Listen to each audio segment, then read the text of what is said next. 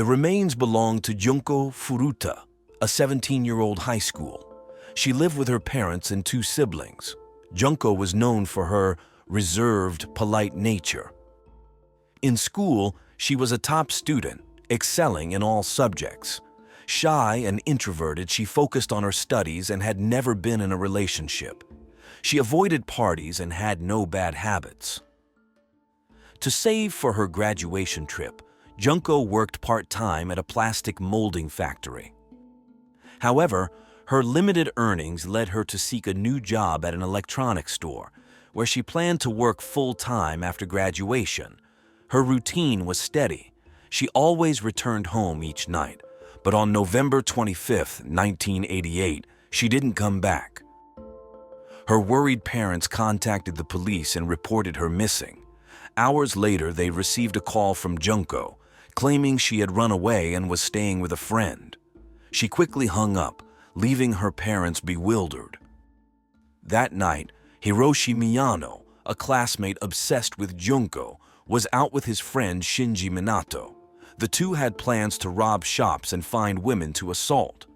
At around 8:30 p.m., they saw Junko cycling home.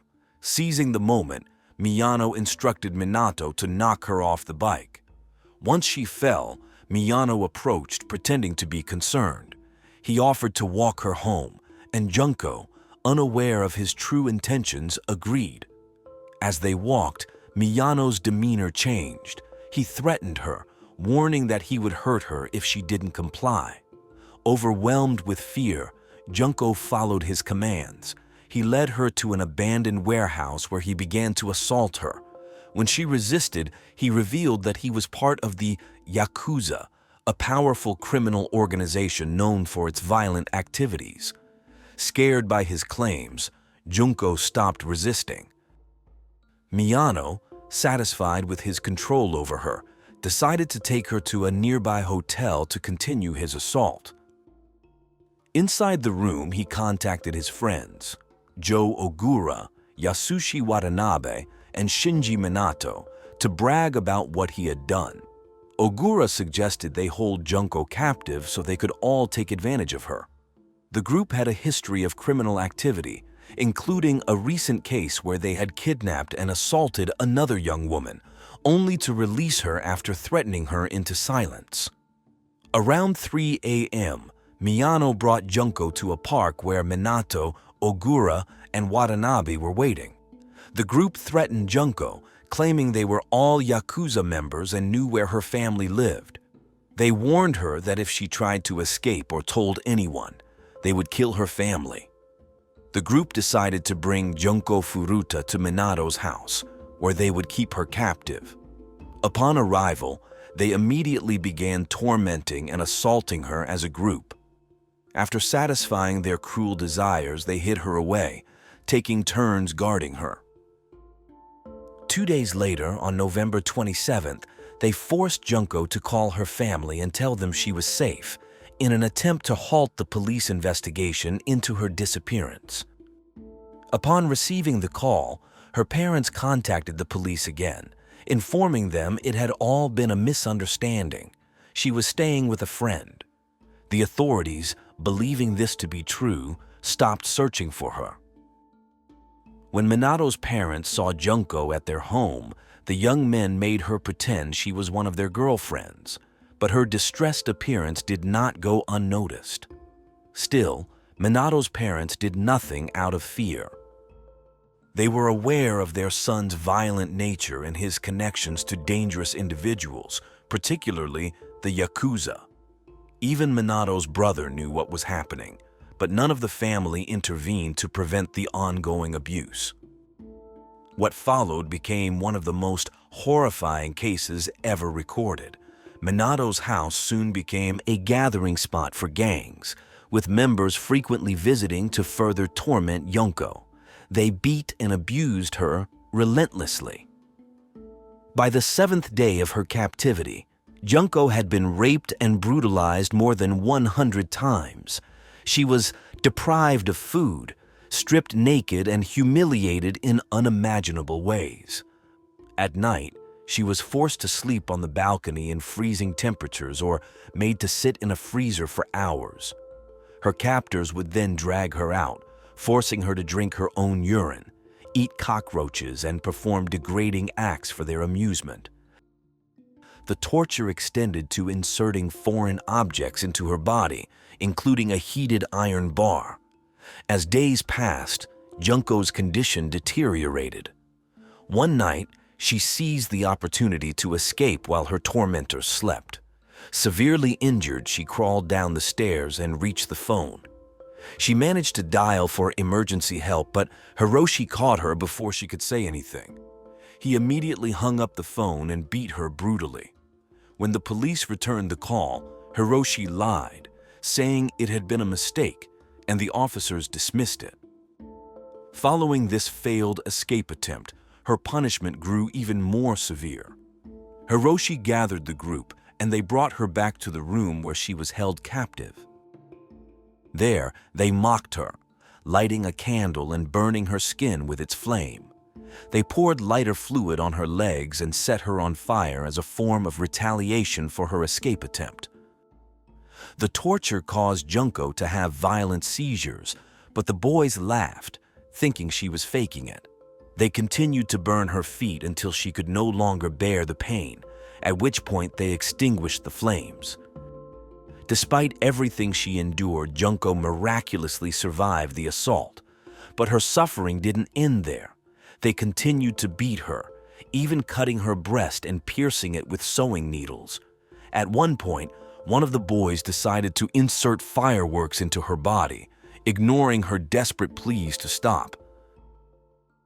By now, Junko's physical condition had deteriorated so much that they no longer found her attractive, but they had raped her between 400 and 500 times, involving over 100 men.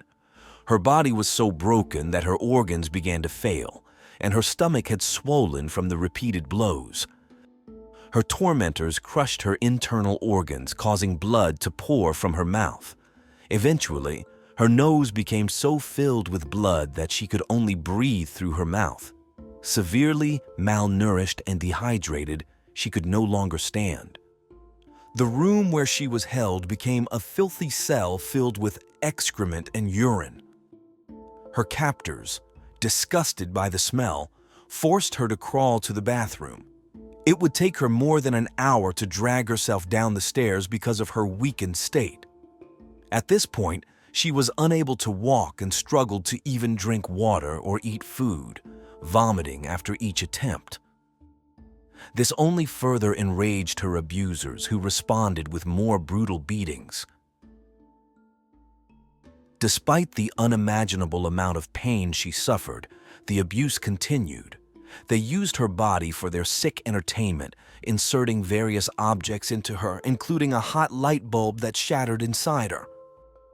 Other objects included scissors, a bottle, and burning items. One time, they smashed her head onto the floor with such force that her eardrums ruptured, leaving her unable to hear properly. Instead of stopping, they grew even more violent.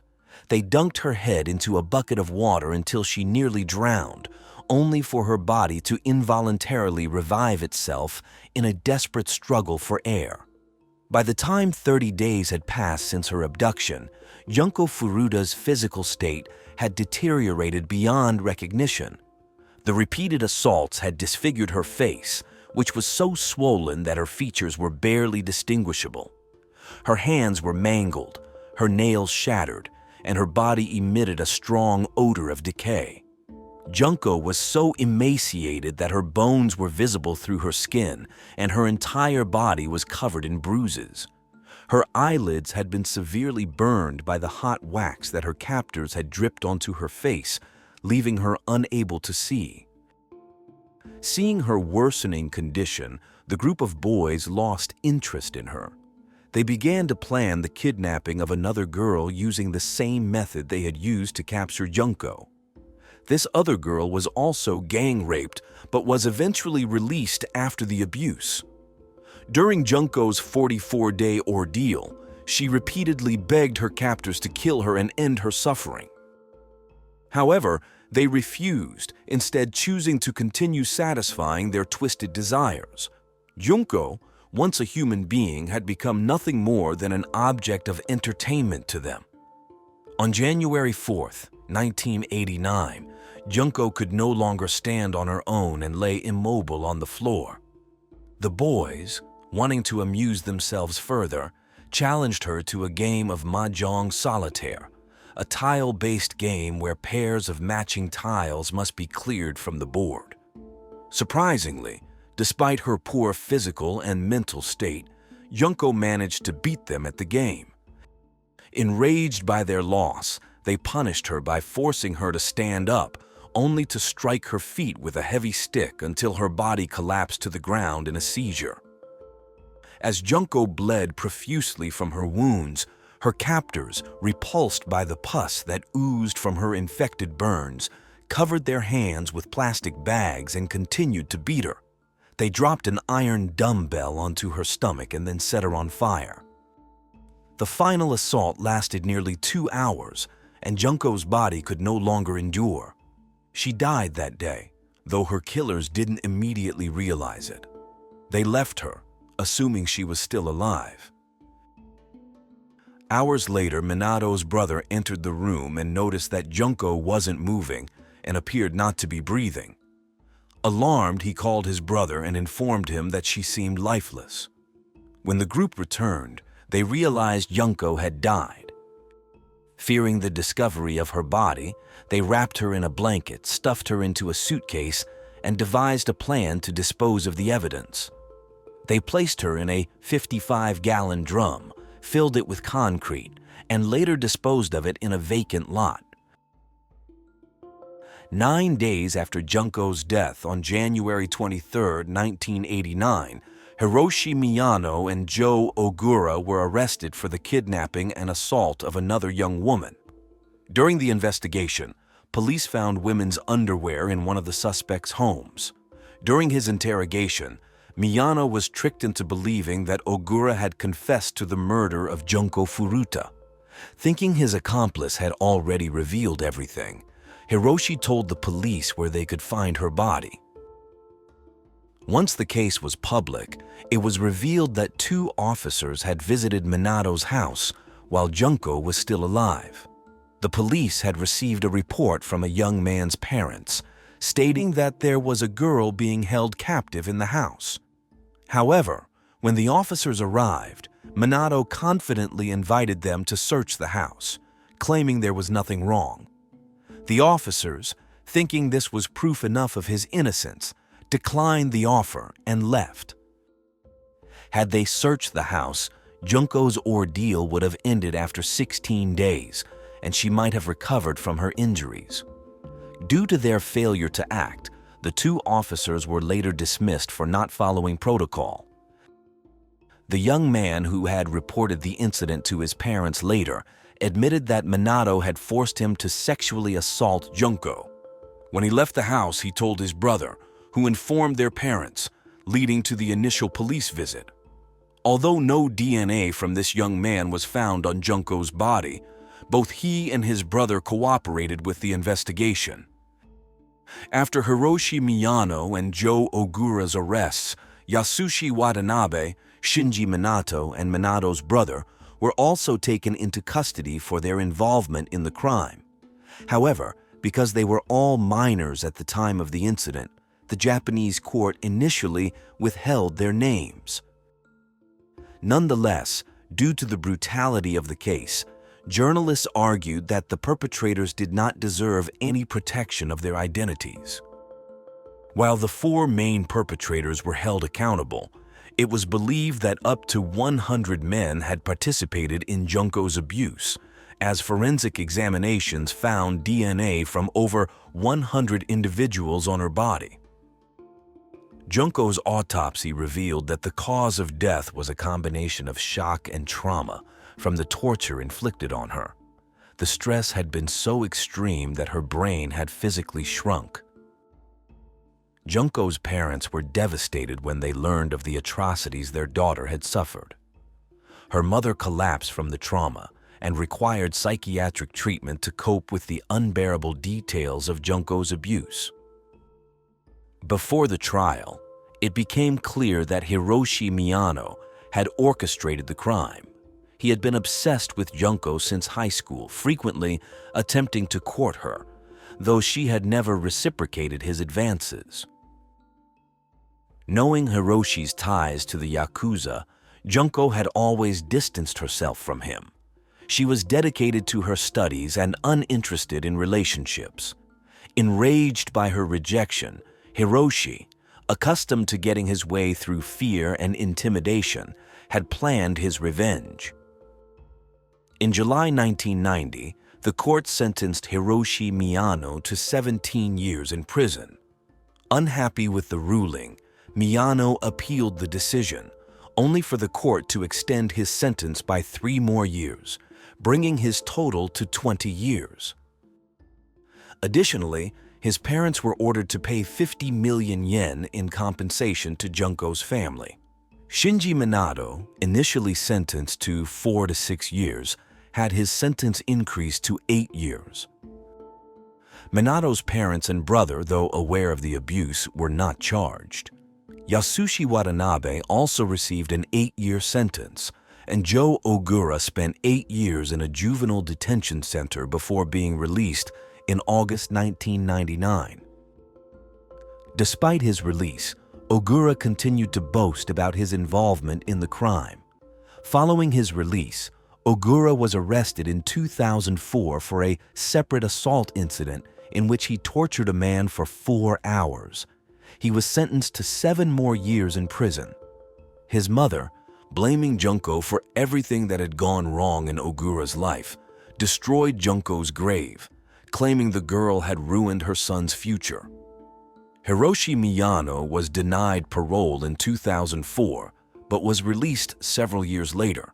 In 2013, he was arrested for fraud, though he was eventually freed due to insufficient evidence. Minato, on the other hand, was arrested again in 2018 for attempted murder after attacking a man with a metal rod and slashing his throat. The Junko Furuta case remains one of the most horrifying and brutal crimes in Japanese history. On January 24, 2009, in the Spanish city of Seville, a 17-year-old girl named Marta del Castillo left to meet her boyfriend, Miguel Carcanio, as they needed to discuss some aspects of their relationship. After saying goodbye to her family, Marta left her house, never to be seen alive again. After 21 days of search, on February 13, 2009, the police finally located the alleged suspect. The young man assumed all responsibility for the case and revealed that he had gotten rid of Martha, and moreover, all the evidence regarding the case. No one imagined that this would be one of the longest, most erratic, and contradictory cases ever seen in the history of the European country, the case of Marta del Castillo. Marta del Castillo was born on June 19, 1991, in Seville, Spain, to Eva Casanueva and Antonio del Castillo. She was a 17-year-old adolescent, attending high school, until one day her life took a horrific turn. On January 24, 2009, Martha was chatting with Sylvia Fernandez, her best friend, when suddenly Martha ended the conversation. She told her friend that she had to leave and that she was in a hurry because her boyfriend Miguel Carcanio was waiting downstairs. She needed to talk to him to clarify some things about their relationship and assured that she would tell everything when she returned. In the hallway, Martha ran into her father, who advised her not to get on Miguel's motorcycle. The only response he received from his daughter was a kiss on the cheek. At 5:30 p.m., Martha left her home, and as the hours passed, and she didn't return, her family began to worry. Her mother decided to call all acquaintances who might have information about her daughter's whereabouts, including Carcanio. The unanimous response was that Martha must be with Miguel. He must know where she was.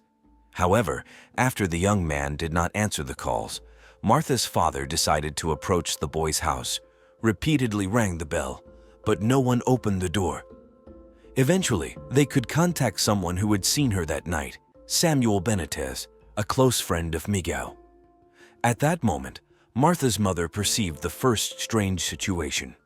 The young man told her that Miguel had left Martha at his house at midnight, which was impossible, as it was only 11:45. At 2 in the morning, Martha's family finally reported her disappearance, but they never suspected that it would become one of the most publicized cases in the country's history. 4 hours later, the details of who was already a suspect, Martha's boyfriend Miguel Carcaño, were provided. At 1:30 p.m., a third report was filed. The police did not take action, and the family became increasingly impatient. Only 17 hours after the first request for help, as established by the protocol, the officers began searching for Martha. In the days following the disappearance, the family decided to take statements from relatives and friends of the young girl. On January 27, 2009, the first press conference was held, while the parents started a campaign to find the young girl. The following day, 2,000 people protested in Seville, calling for the young girl's return, under the slogan, "We are all Martha." On February 7, another demonstration was convened, gathering about 3,000 people. The case echoed on television and in newspapers. After 21 days of searching, on February 13, the police finally located Miguel Carcaño. The 20-year-old assumed all responsibility for the case, stating he had murdered Martha and dumped her body into the Guadalquivir River, very close to his apartment. He also shared a crucial piece of information. He didn't commit the atrocious acts alone. He identified Samuel Benitez as one of his accomplices, claiming he helped dispose of the body. Benitez accepted the blame. Later, Miguel identified Javier Garcia Marin, a problematic miner known as El Cuco, and Francisco Delgado, Carcaño's brother, and his girlfriend, Maria Garcia, as accomplices. All 5 were arrested. The interrogations led to a wave of contradictions, and simultaneously, the meticulous search for Martha's body in the river commenced. On February 16, Carcaño reiterated his statement in front of a judge. Unlike his friend Samuel, who wanted nothing to do with the case, he assured he had not been involved in Martha's murder and only confessed due to police harassment. On March 18, Miguel Carcaño requested to make another statement and changed his version of events, claiming both he and El Cuco abused Martha at knife point, after which the miner strangled her. They then took her body to Delgado's house and later threw it into a garbage container. Following these declarations, the judge ordered the suspension of the search in the Guadalquivir River and directed the search to a landfill. Martha's father even accused Delgado's girlfriend, as her father worked at a biological waste crematorium. He speculated that the body might have been incinerated. This theory gained media traction, but the police continued their search. On November 16, 2009, El Cuco exceeded the maximum term for preventive detention and was transferred to a supervised flat awaiting trial. In February 2011, he was tried again, this time for abuse and murder. However, due to insufficient evidence, he was acquitted of these charges but was sentenced to 2 years and 11 months in a juvenile detention center for covering up for Carcaño. On October 17, 2011, the trial finally commenced against the 4 adult defendants involved in the case. Miguel Carcaño provided more details about Martha's murder, stating he had hit her with an ashtray during a heated argument, causing her death. He revealed his previous statements about abusing her were lies. His brother, his brother's girlfriend, and Benitez claimed innocence and professed ignorance about the location of Martha's body, asserting Carcaño fabricated stories to lessen his guilt. By November 22, 2011, the forensic police confirmed that they had found traces of Martha's blood on Miguel's jacket and a mix of his and Maria Garcia's genetic profiles on a roll of fabric tape. DNA from Francisco Delgado and the aforementioned woman was also found on an extension cable, believed to have been used to strangle Martha. This was unusual as the accused kept insisting that she had only been at the crime scene in the early morning and was unaware of the entire incident. After uncovering the lie, Maria Garcia was accused of desecrating the body and cover-up. The police also detected up to 5 fingerprints on 3 alcohol bottles, one belonging to El Cuco. The only one against whom there was no evidence was Benitez. By this point, the 5 youths were already under the scrutiny of the entire population. The initial trials were held with substantial police presence, and the prosecution assigned prison years for Carcaño, Benitez, Delgado, and Garcia, involving a total of 90 witnesses, including national police officers and experts. The assistance of 30,000 phone monitorings, crime scene photographs, DNA found by the forensic police, and items found at the house located at Leon 13 were considered. The trials had created such a public uproar that people pressed against the police cordon to receive the accused, loudly demanding the appearance of Martha's body. Delgado and his girlfriend appeared covered with balaclavas and sunglasses, but they still couldn't escape the crowd. A lady approached them and started insulting them. Other people tried to remove their glasses while pushing them so that everyone could see their faces. During the trial, El Cuco's mother was interviewed, her face covered. She asserted her son's innocence and claimed neither she nor he knew anything about Martha's body. She was labeled a liar by journalists but didn't care. She still received a sum of 10,000 euros for being interviewed. A few days later, Martha's family asked that her earnings from the program be regulated and that the money be used to face her son's sentence. During the proceedings, a key witness appeared: the taxi driver who transported Delgado on the night of the crime. He stated that he was very attentive to the passengers he picked up, as a colleague had been murdered while working recently. He remembered picking up a bald man with a beard, matching Delgado's description, who had a plastic bag, and looked at him very intently. He took him to Leon 13 Street, precisely where the crime had occurred, and the charge was 8 euros. However, Delgado's defense lawyer questioned this evidence, claiming the fare for the 2 kilometers covered in those years should have been 5 euros, not 8, thus discrediting the statement. When Martha's parents took the stand, they mentioned the profound pain the situation was causing. They had to quit their jobs, start psychiatric medications, and even develop depression. Their other 2 daughters, Martha's sisters, were also going through a horrible time. They just wanted everything to end. To add to the pain, the jury's verdict in January 2012 didn't satisfy the family. Carcaño ended up as the sole responsible party for the young girl's murder and was sentenced to 21 years and 3 months in prison. Additionally, for the next 30 years, he is banned from residing in the city where the victim's parents and sisters live.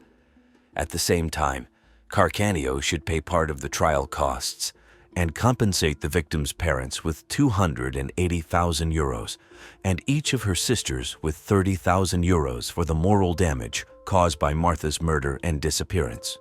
Meanwhile, Delgado, Maria Garcia, and Samuel Benitez were released as there was no evidence placing them at the crime scene at the time of the murder. The following year, Delgado and Benitez demanded Martha's family pay for the trial costs. Martha's father stated he would seek justice beyond national borders as he believed the system in Spain was obsolete.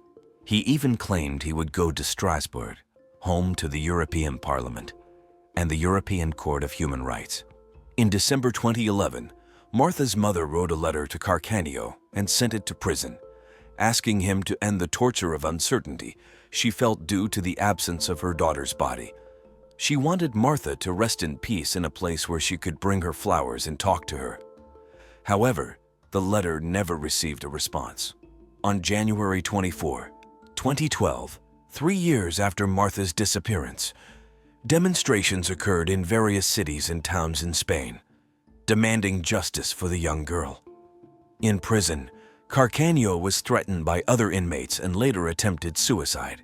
He was admitted to a therapeutic module and did not receive visitors or talk to anyone on the phone.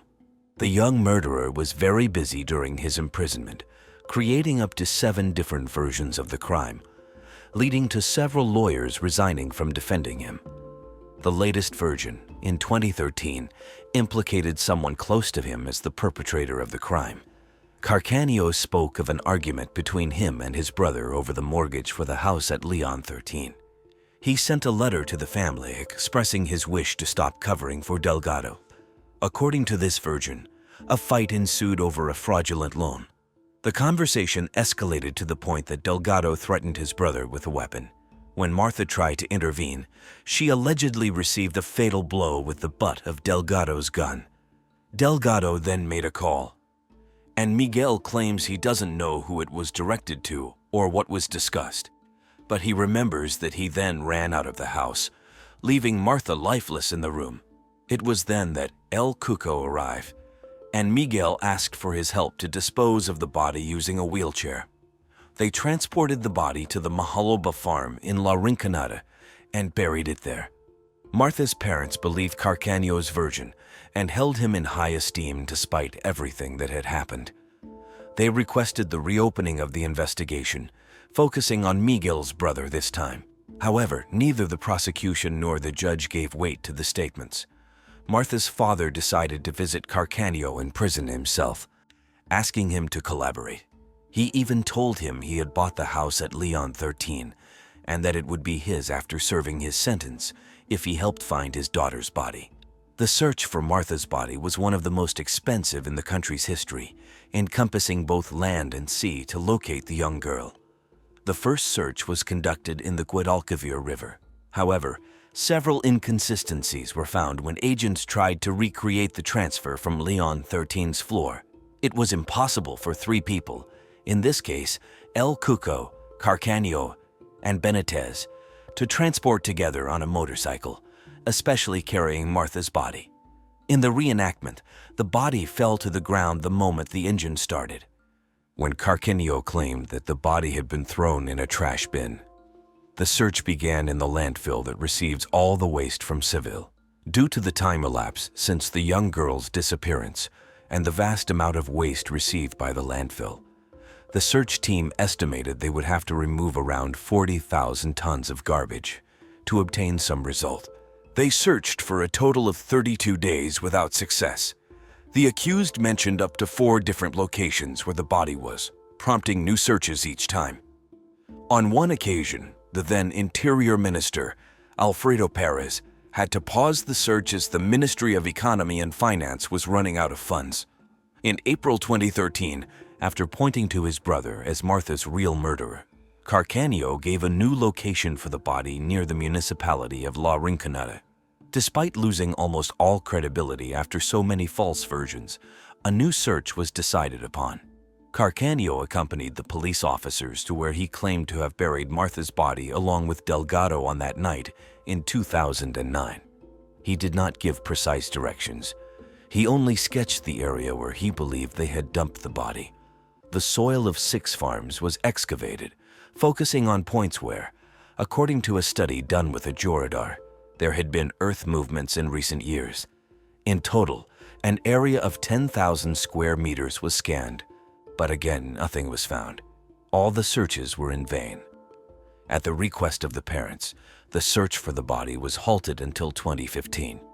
The public ministry asked the defendants to jointly compensate the Ministry of the Interior with a sum of 616,319 euros, the approximate cost of the search, but this never happened.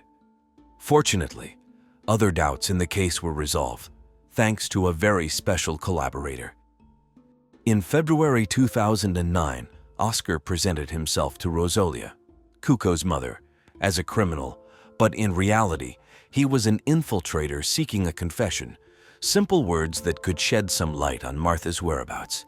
Over time, they began to meet frequently, seeing each other every 2 or 3 days, and talk daily on the phone. Rosalia trusted him with the keys to her house. They shared confidences, took long walks on the beach. He gained her trust and won her over. He even made her believe that they would leave together for some country in Eastern Europe once everything ended for her son. For 2.5 years, Oscar recorded 600 hours of conversation between Rosalia and her surroundings. In October 2011, El Cuco was already granted release permits from the juvenile center to which he had been sent for covering up for Carcaño. During a conversation, Oscar asked the young man if he thought the police were following him, to which El Cuco responded affirmatively, asserting they would do so to find out where they got rid of Martha. This statement forever incriminated him. After finishing talking, El Cuco immediately realized what he had said and quickly rectified, asserting he hadn't done anything, while Oscar played along as if he hadn't noticed. In other tapes, El Cuco mocked the police's efforts to find the body, and Rosalia discussed how inept the investigators had been for not auditing the calls from her mobile phone. Despite the hard work of the man, those 600 hours of recordings were never judicialized. Only in 2022, 13 years after Martha's disappearance, did the infiltrators' work yield results. On May 26, 2022, dozens of people, especially neighbors of Martha's family, gathered at the courthouse doors wanting to accompany them due to the celebration of the new judicial process. Rosalia and El Cuco arrived at the courthouse shielded by the police. The young man was entirely covered, wearing a large hoodie, a balaclava, sunglasses, and even gloves. Rosalia was wearing sunglasses, a mask, and a headscarf. In 2011, El Cuco declared that he had not been in the flat on Leon 13th Street, where the crime occurred, but with several friends. He said he had gone home at 11:30 at night and had met his mother's partner, who had gone out to throw out the garbage, then had gone up to his house and had not left for the rest of the night.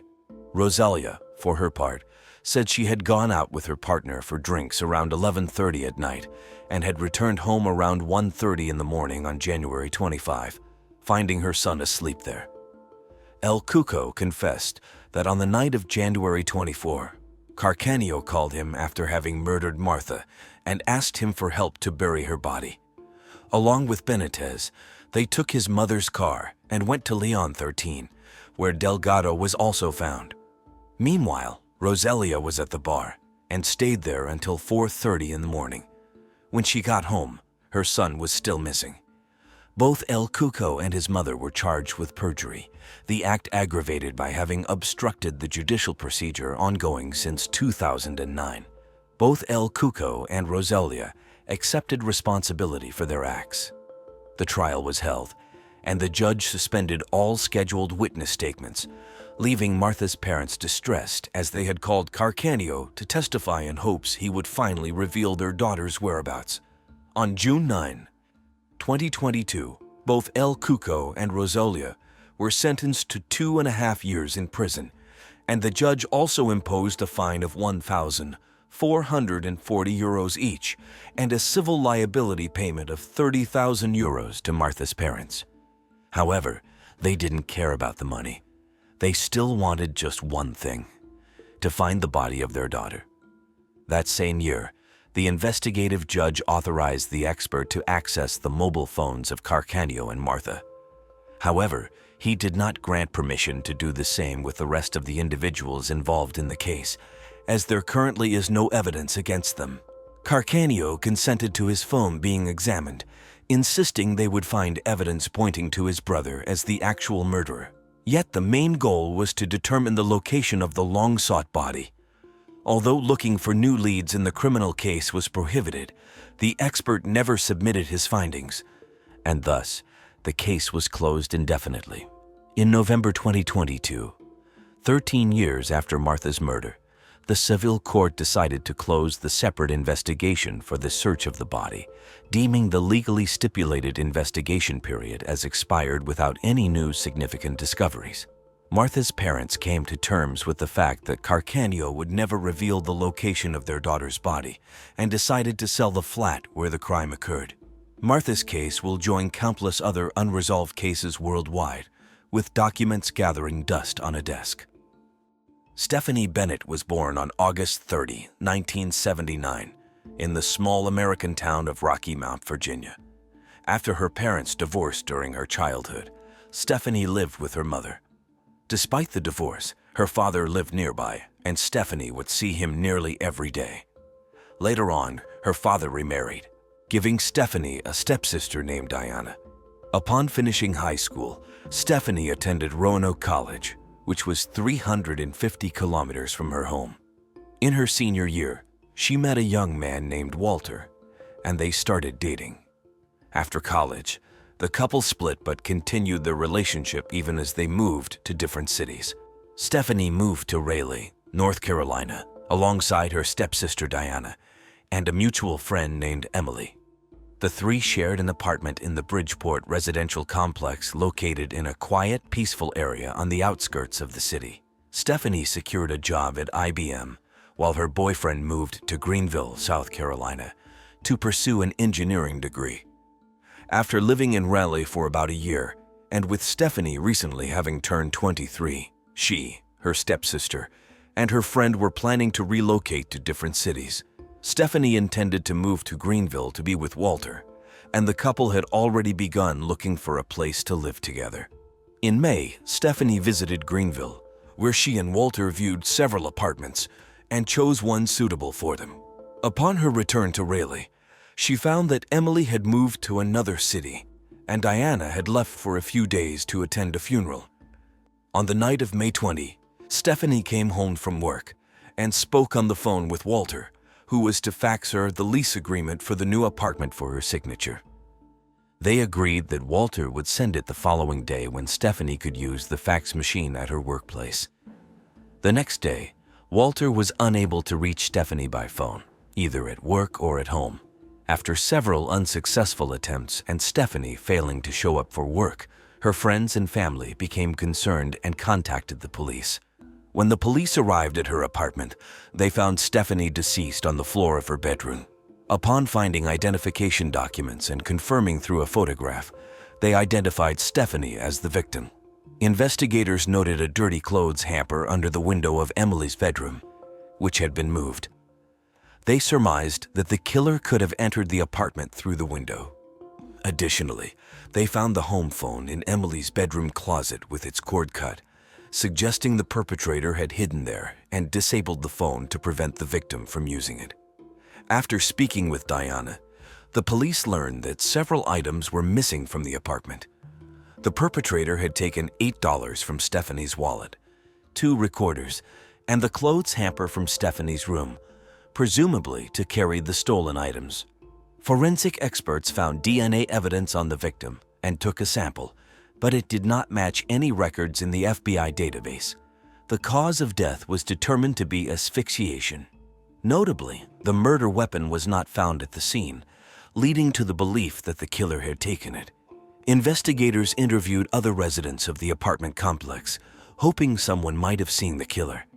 During these interviews, it came to light that for several months, residents have reported someone lurking around and peeping through windows of the complex. The manager was questioned, but the complex administration could not locate the suspect. Notably, at least once, this individual was seen at Stephanie's window. Moreover, a few months before, an unknown man attacked a woman jogging near the lake by the complex. After this incident, Stephanie was scared to stay alone in her apartment and wished to move to Greenville as soon as possible. Investigators examined the complex's surroundings and found something peculiar. In the bushes, they discovered several dozen women's underwear, later identified as belonging to Stephanie. The police theorized that the murderer might have taken these from the apartment, but then discarded them in the bushes for some reason. However, this theory was soon disproved. It turned out that a teenager living in the adjacent apartment regularly entered Stephanie's room and stole her underwear, then discarded them in the bushes.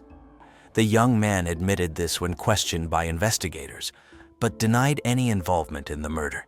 His DNA did not match the sample from the crime scene, so he was no longer considered a suspect. The police thought that the man who had been spying on women through the apartment windows was the most obvious candidate for the murder. After speaking with everyone who had seen this mare, the detectives created a composite sketch and published it in the newspapers, but without success. As standard procedure, investigators checked Stephanie's boyfriend, who voluntarily provided a DNA sample that did not match the murderers. Additionally, at the time of the murder, Walter was several hundred kilometers away and could not physically have been at the scene. Subsequently, the police asked all the men in the complex to voluntarily provide a DNA sample. This also yielded no results. No match was found among the 283 DNA profiles received, and at this point, there were no significant leads. Detectives organized surveillance of the apartment complex in hopes of catching the man who had been spying on residents. To their surprise, they soon succeeded. On June 3, police observed a man approaching several ground floor windows and looking inside the homes. While at one of the windows, this man began to masturbate, and the police immediately arrested him. This individual turned out to be Christopher Lee, who had been convicted multiple times for peeping and stalking women, including a 3-year prison sentence for harassment in 2000. The detectives thought they had finally caught the killer, but were disappointed. Christopher's DNA did not match the sample found on Stephanie's body. He was charged with peeping but was no longer considered a suspect in the murder. The police continued working on the case without any significant leads. A year later, the lead detective heard about a lab in Florida that could determine a person's ethnic ancestry based on their DNA. Despite doubts about this technology, he did not want to miss an opportunity, so he sent the DNA of 4 of his colleagues of different ethnic backgrounds as a test. The experts completed the task with 100% accuracy, and the detective then submitted the killer's DNA from Stephanie's case.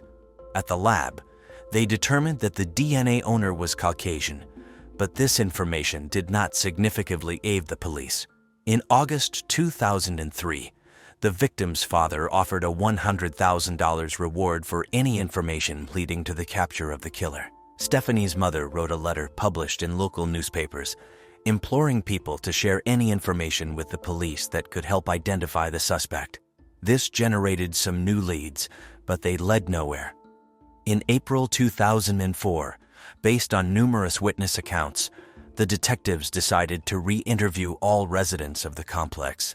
They learned that the man arrested for peeping might not be the only one lurking around the complex buildings and looking through others' windows. Having identified the first man and possessing his photos, the investigators wanted to speak again with residents who had seen a man spying around. Unfortunately, none had seen his face. He often appeared during the dark hours, wearing a hood over his head. Some witnesses mentioned they had seen him without a hood, but could only make out his long hair. Detectives interviewed dozens of individuals until they finally found someone who had seen this person near Stephanie Bennett's window before her murder. This witness already had given a statement to the police, but now remembered something else. He saw the man a few days after the incident. The man was walking his dog near a wooded area behind the residential complex, recognizable by his hoodie. The witness watched the man until he disappeared among the trees with his Labrador. It seemed the witness had either forgotten this detail or hadn't thought it related to the murder, so the police didn't have this information during the initial interrogations. 2 years after Stephanie's death, detectives learned they should be looking for a man with a Labrador who, since he walked the dog in that area, likely lived nearby. Detectives found an interesting fact. There was another residential complex behind the wooded area where the man was spotted. Assuming the dog owner might live there, the police inquired with the complex staff if they knew of a man with a Labrador. They were immediately given the name Drew Planton, a 35-year-old regarded as somewhat odd by complex employees. He was described as reclusive, hardly speaking to anyone, never making eye contact, and always wearing loose-fitting clothing, presumably to avoid drawing attention to himself. Upon further investigation, they spoke with an elderly resident who kept an eye on the complex's goings-on. When told they were investigating Stephanie Bennett's murder, she expressed surprise that no one had been arrested, mentioning that boy with the big dog as a known figure. The residents had suspected this man, but had not reported their suspicions to the police. Drew had since moved elsewhere in the city. The detectives attempted to contact him at his new apartment, but received no response despite repeated visits at various times. While searching for Drew, the police interviewed his neighbors who shared alarming details. A woman living above him saw Drew with a young man shortly after Stephanie's murder, and Drew was reportedly telling the young man not to talk to the police. This led investigators to believe that the young man might have been involved in the theft of undergarments from the victim's apartment. Other women had felt menaced by Drew. They observed him while jogging or in secluded places, watching closely or even following them. Unable to contact Drew at home, detectives found his workplace and approached him there. Drew, a chemist in a fertilizer production lab, denied knowledge of Stephanie Bennett's murder, which was odd considering his close proximity to the crime scene. He was uncooperative, but agreed to answer questions at his home at a scheduled time. When detectives met with him at his apartment, he denied ever walking his dog near Stephanie's complex. Given the numerous witnesses who had seen him in the area, the detectives immediately suspected he was lying. He also claimed not to wear glasses, contrary to his driver's license information and witness descriptions of a man peering into apartment windows wearing glasses. Predictably, Drew refused to voluntarily provide a DNA sample. The detectives decided to surveil him in hopes of obtaining a DNA sample by other means, but this proved challenging as he left no items behind that could be analyzed in a lab. For example, during lunchtime, he would leave work, sit in his car, and simply stare at a fixed point. Didn't the man eat anything? As a result, detectives were unable to retrieve any object with his DNA. Detectives observed as Drew discarded an empty water bottle into a trash container. They retrieved it and took it to the laboratory. However, the experts were unable to obtain a DNA sample from it. According to one account, Drew deliberately took a clean bottle and threw it away on the street, knowing he was under surveillance. After that, the police decided to try and obtain his trash, but they also failed in this endeavor. For several days, they never saw him take out the trash. Notably, the man's neighbors also couldn't recall ever seeing him with a trash bag. Later, the investigators sought assistance from Drew's boss. She agreed to help them obtain an item from his workplace that might contain his DNA. She observed him for several days, but was never able to retrieve any object. Drew rarely ate at work, never discarded anything, and not a single hair could be found in his office. Given that the man had long hair, this seemed odd. The investigators were already convinced that Drew was meticulously eliminating any traces so they couldn't obtain his DNA. Once, the boss saw him pick up his hair and tie it with an elastic band. After that, he meticulously picked up any strands that had fallen to the floor. Then the woman decided to invite him to lunch at a cafe to supposedly discuss some work matters. But even there, the man was extremely cautious. Eating mostly with his hands, he stored all used napkins in his pocket and even took the straw and the glass with his drink. For dessert, he ordered banana pudding, and Drew finally used a fork. However, after using it, he cleaned the fork with a damp napkin for 15 minutes, eliminating any possibility of obtaining a DNA sample from the utensil. Despite this, the investigators took the fork and brought it to the laboratory. The experts were able to find small DNA samples that showed a partial match with the DNA at the crime scene of Stephanie Bennett. However, the result was too inconclusive as more biological material was needed for a complete comparison. In the end, the detectives obtained a search warrant for Drew's workplace, hoping to find an item containing his DNA. The investigators were also concerned that the man might flee once he realized they were executing the search warrant, so they decided to conduct it at night. Among the suspect's belongings, they found gloves he was supposed to use while working with chemicals. The detectives suspected that his DNA might be inside the gloves, so they took them and replaced them with another pair. They still feared that Drew might flee if he realized the police had his DNA. Experts found biological material inside the gloves, and the DNA analysis showed a complete match. Finally, The detectives were confident that Drew was responsible for the murder of Stephanie Bennett and had undeniable evidence in their hands. On October 18, 2005, the police quietly surrounded the laboratory where the man worked and waited for him to exit. The investigators feared that attempting to arrest him inside the building might lead to him taking a colleague as a hostage or attacking them. These fears were not unfounded, as when the man left the building, they immediately arrested him. They found a loaded firearm in his possession, indicating he was well aware that the police were close to capturing him and had no intention of surrendering easily. During the interrogation, which lasted more than 6 hours, Drew did not say a word, refused food and water, and barely moved. In the end, detectives had to place him in a wheelchair to move him around. With a search warrant for his apartment, the investigators found a stash of stolen clothing belonging to Stephanie. Additionally, they discovered 9 pistols, 2 rifles, 40 knives, a pair of handcuffs, and a machete. They also found lock-picking tools and handcuffs. The detectives came across a notebook with dozens of women's names, which they immediately started to trace to ensure their safety. It turned out that one of the women was the same resident of his apartment complex who had complained about Drew during the interrogation. She said that the man washed her on the street, and she felt consistently uncomfortable. Her fears were confirmed when the police found her underwear and tampons in Drew's house. Moreover, there was a copy of her high school graduation videotape. It turned out that Drew had entered her apartment, taken the tape, made a copy, and returned it. All this time, he had kept these items even after moving. In his apartment, they also found a check made out to the woman who was murdered in 1999. The investigators discovered that at that time, Drew lived in the same city. Additionally, the woman had been killed with a firearm of a quite rare caliber. But it was precisely that weapon, found in the man's collection during the search, that made Drew a suspect in this case. However, he first had to stand trial for the murder of Stephanie Bennett. A month after his arrest, the prosecution officially announced that they would seek the death penalty.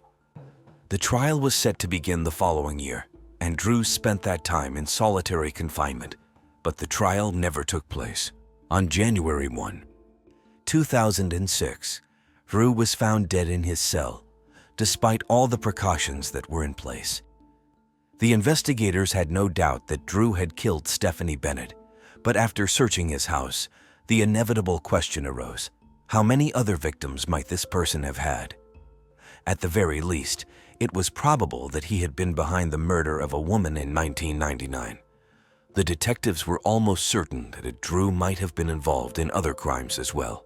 After carefully studying his background, the police uncovered several interesting details. Drew was raised in a complete family with 3 siblings. His father constantly humiliated and beat the children until their mother fled with them to another state. As a result, Drew became a very introverted teenager, a trait that intensified over time. Despite this, he received a good education and found a decent job as a chemist. His colleagues said that he was very intelligent, but his social skills were practically non-existent. He had no friends, did not talk to anyone at work, and always tried to keep as far away from the group as possible. Interestingly, Drew's biological brother also had a criminal record. He spied on women with a hidden camera and received a suspended sentence. In 2008, Drew's mother sued the state government, accusing the authorities of allowing her son's death. However, the judge concluded that the prison guards had taken all necessary precautions and could not have stopped the man. Stephanie Bennett's father tried to sue the management of the apartment complex for ignoring residents' reports of a man who was spying, as well as for not paying enough attention to the safety of residents on the premises. According to him, there was insufficient lighting around the buildings in the dark, and anyone could walk there unnoticed. He also found out that the window of his daughter's apartment was broken, but the complex's management did not rush to fix this problem, despite it being their direct duty. In the end, however, he withdrew these accusations without commenting on his decision. Thus, this complex and puzzling case was finally resolved. The police still wonder today how many other victims might Drew have had? The available information suggests that the man was prone to committing serial crimes, but after his death, it became practically impossible to know the truth. Agustina Halbert was born on March 23, 1991, in the province of Buenos Aires, Argentina. She belonged to a well-known family and was the eldest of 3 daughters of the couple Carolina and Edgardo Halbert, who served as the Secretary of Health of their city. Her uncle, Hermann Halbert, held the position of tourism minister and was a pre-candidate for deputy in the Rio Negro region. Consequently, the Halbert family was widely recognized in their province and other regions of Argentina. Those who knew Agustina since her childhood consistently praised her outstanding qualities. She was described as a sensitive, sincere, and loving child who had a passion for dogs and excelled in design, crafts, and decoration. Helen, who shared her adolescence with Agustina, observed her creative talent from a very young age. Helen recalled that when they were in school together, each class was assigned a theme, and Agustina always took the lead in decorating the classroom entrance with her impressive drawings and giant models. While her classmates were cutting and pasting, they followed Agustina's lead because they knew she was steps ahead, creating incredible models. Agustina also had a strong interest in fashion. She even designed the graduation sweaters for her high school class. Those close to her affectionately called her Agos and described her as sociable and an excellent hostess. She loved dressing up, and during her teenage years, her friends often gathered in the garage of her house for pre-dance parties. She would try to introduce her different groups of friends to each other, always striving to connect people. Agustina enjoyed baking and cooking, and she was skilled at it. She had a keen sense of taste and excelled in many things. She had a curious nature, and when something piqued her interest, she pursued it. After completing her secondary education, she initially enrolled in architecture, but later abandoned it. During that time, she focused her energy on fashion design and studied it for a while, but she ultimately changed her direction. Nevertheless, she was a successful young woman who used her knowledge to chase her dreams. She even started her own clothing brand, worked as a model, and was building her career. At some point in her adult life, Agustina's path crossed with Juan Manuel Reverter, with whom she began a relationship that seemed to be going well. Little is known about Juan Manuel's life, and even the names of his parents have not been disclosed. Only a text from an acquaintance referred to them as Moni and Mauricio, and other family details remain unknown. The only accessible information about Juan Manuel is his LinkedIn profile, where he is promoted as a software engineer, a graduate of the National Technological University in Argentina, although his listed place of residence was Toronto and its surroundings in Canada. Interestingly, a search in the university did not reveal him as a graduate. Instead, a resolution from the university's Superior Council in 2017 stated that he had not passed 2 subjects during the periods of 2008 and 2009, which led to him losing his status as a regular student in the field of information systems engineering. Agustina and Juan Manuel's relationship began during the pandemic and was characterized by ups and downs. According to some of her family members, he exhibited psychological violence towards her and was controlling. However, the situation escalated in the summer of 2021, marked by more serious conflicts and violence perpetrated by Juan Manuel against Agustina. Her father shared that she was deeply affected by the relationship, but with the support of her family, she rebuilt her life and had no contact with him for a whole year. Around September 2022, Agustina decided to move to Mexico, specifically to the picturesque beach town of Playa del Carmen in the Riviera Maya, to further her modeling career.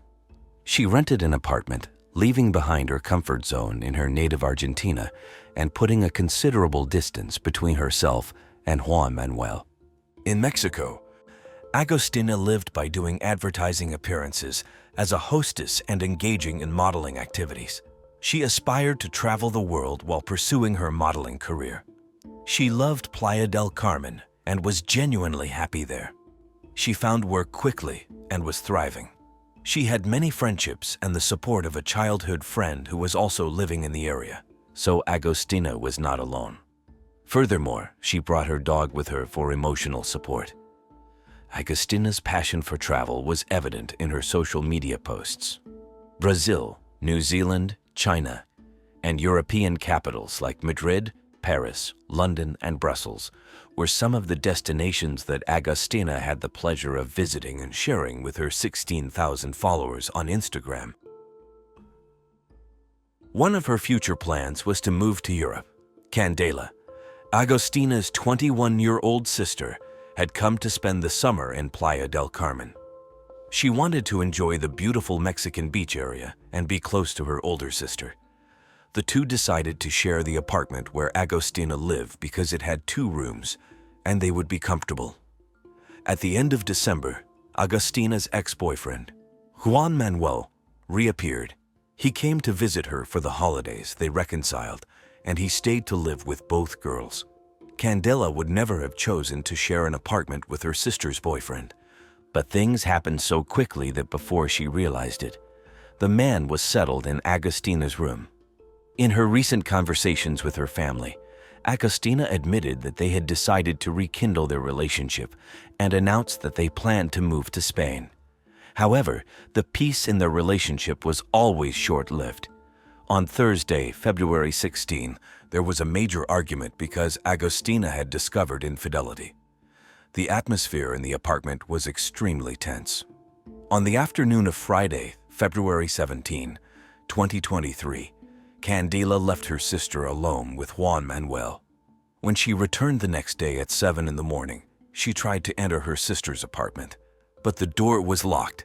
She asked the building's doorman if there was any way to enter, and he informed her that screams and a fight had been heard in that apartment during the night. The police had been called twice due to the neighbors' complaints. Candela went back to the apartment and insisted on trying to get in. She entered the access code, but it didn't work. The door was locked from the inside, so she had to knock. After persisting several times, her sister's boyfriend finally got up and opened the door. Almost immediately, Juan Manuel asked Candela where Agustina was, and she criticized him, saying how could she know where her sister was if she had left the previous evening, leaving the couple alone.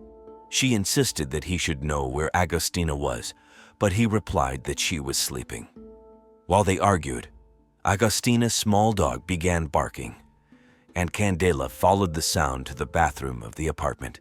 There, she found Agustina with a bathrobe belt around her neck, tied to a hand towel holder that was only 4 feet high. Agustina's sister and her boyfriend untied her and brought her to the living room, where they attempted CPR, but Agustina was already dead.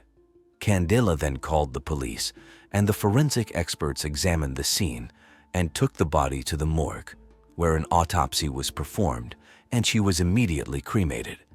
The case was initially classified as suicide, and it was considered closed. However, despite the decision of the Mexican justice system, the Halbert family suspected that Agustina's death was actually a murder committed by her boyfriend, and they had their reasons. In late February, Edgardo sent a letter to the Foreign Ministry. The letter that reached the office of the Minister of Foreign Affairs requested action from the competent authorities in Mexico and explained that the family had experienced a situation of helplessness regarding their daughter's death. He detailed that the judicial procedure was riddled with shortcomings because none of the basic protocols were applied to investigate the real causes of her death. The boyfriend was not detained, his phone was not confiscated, and no toxicological tests were conducted, nor were any injuries checked. In addition to all this, the family had no access to the case. Despite efforts by the Argentine consul to obtain copies of the proceedings, he was unsuccessful.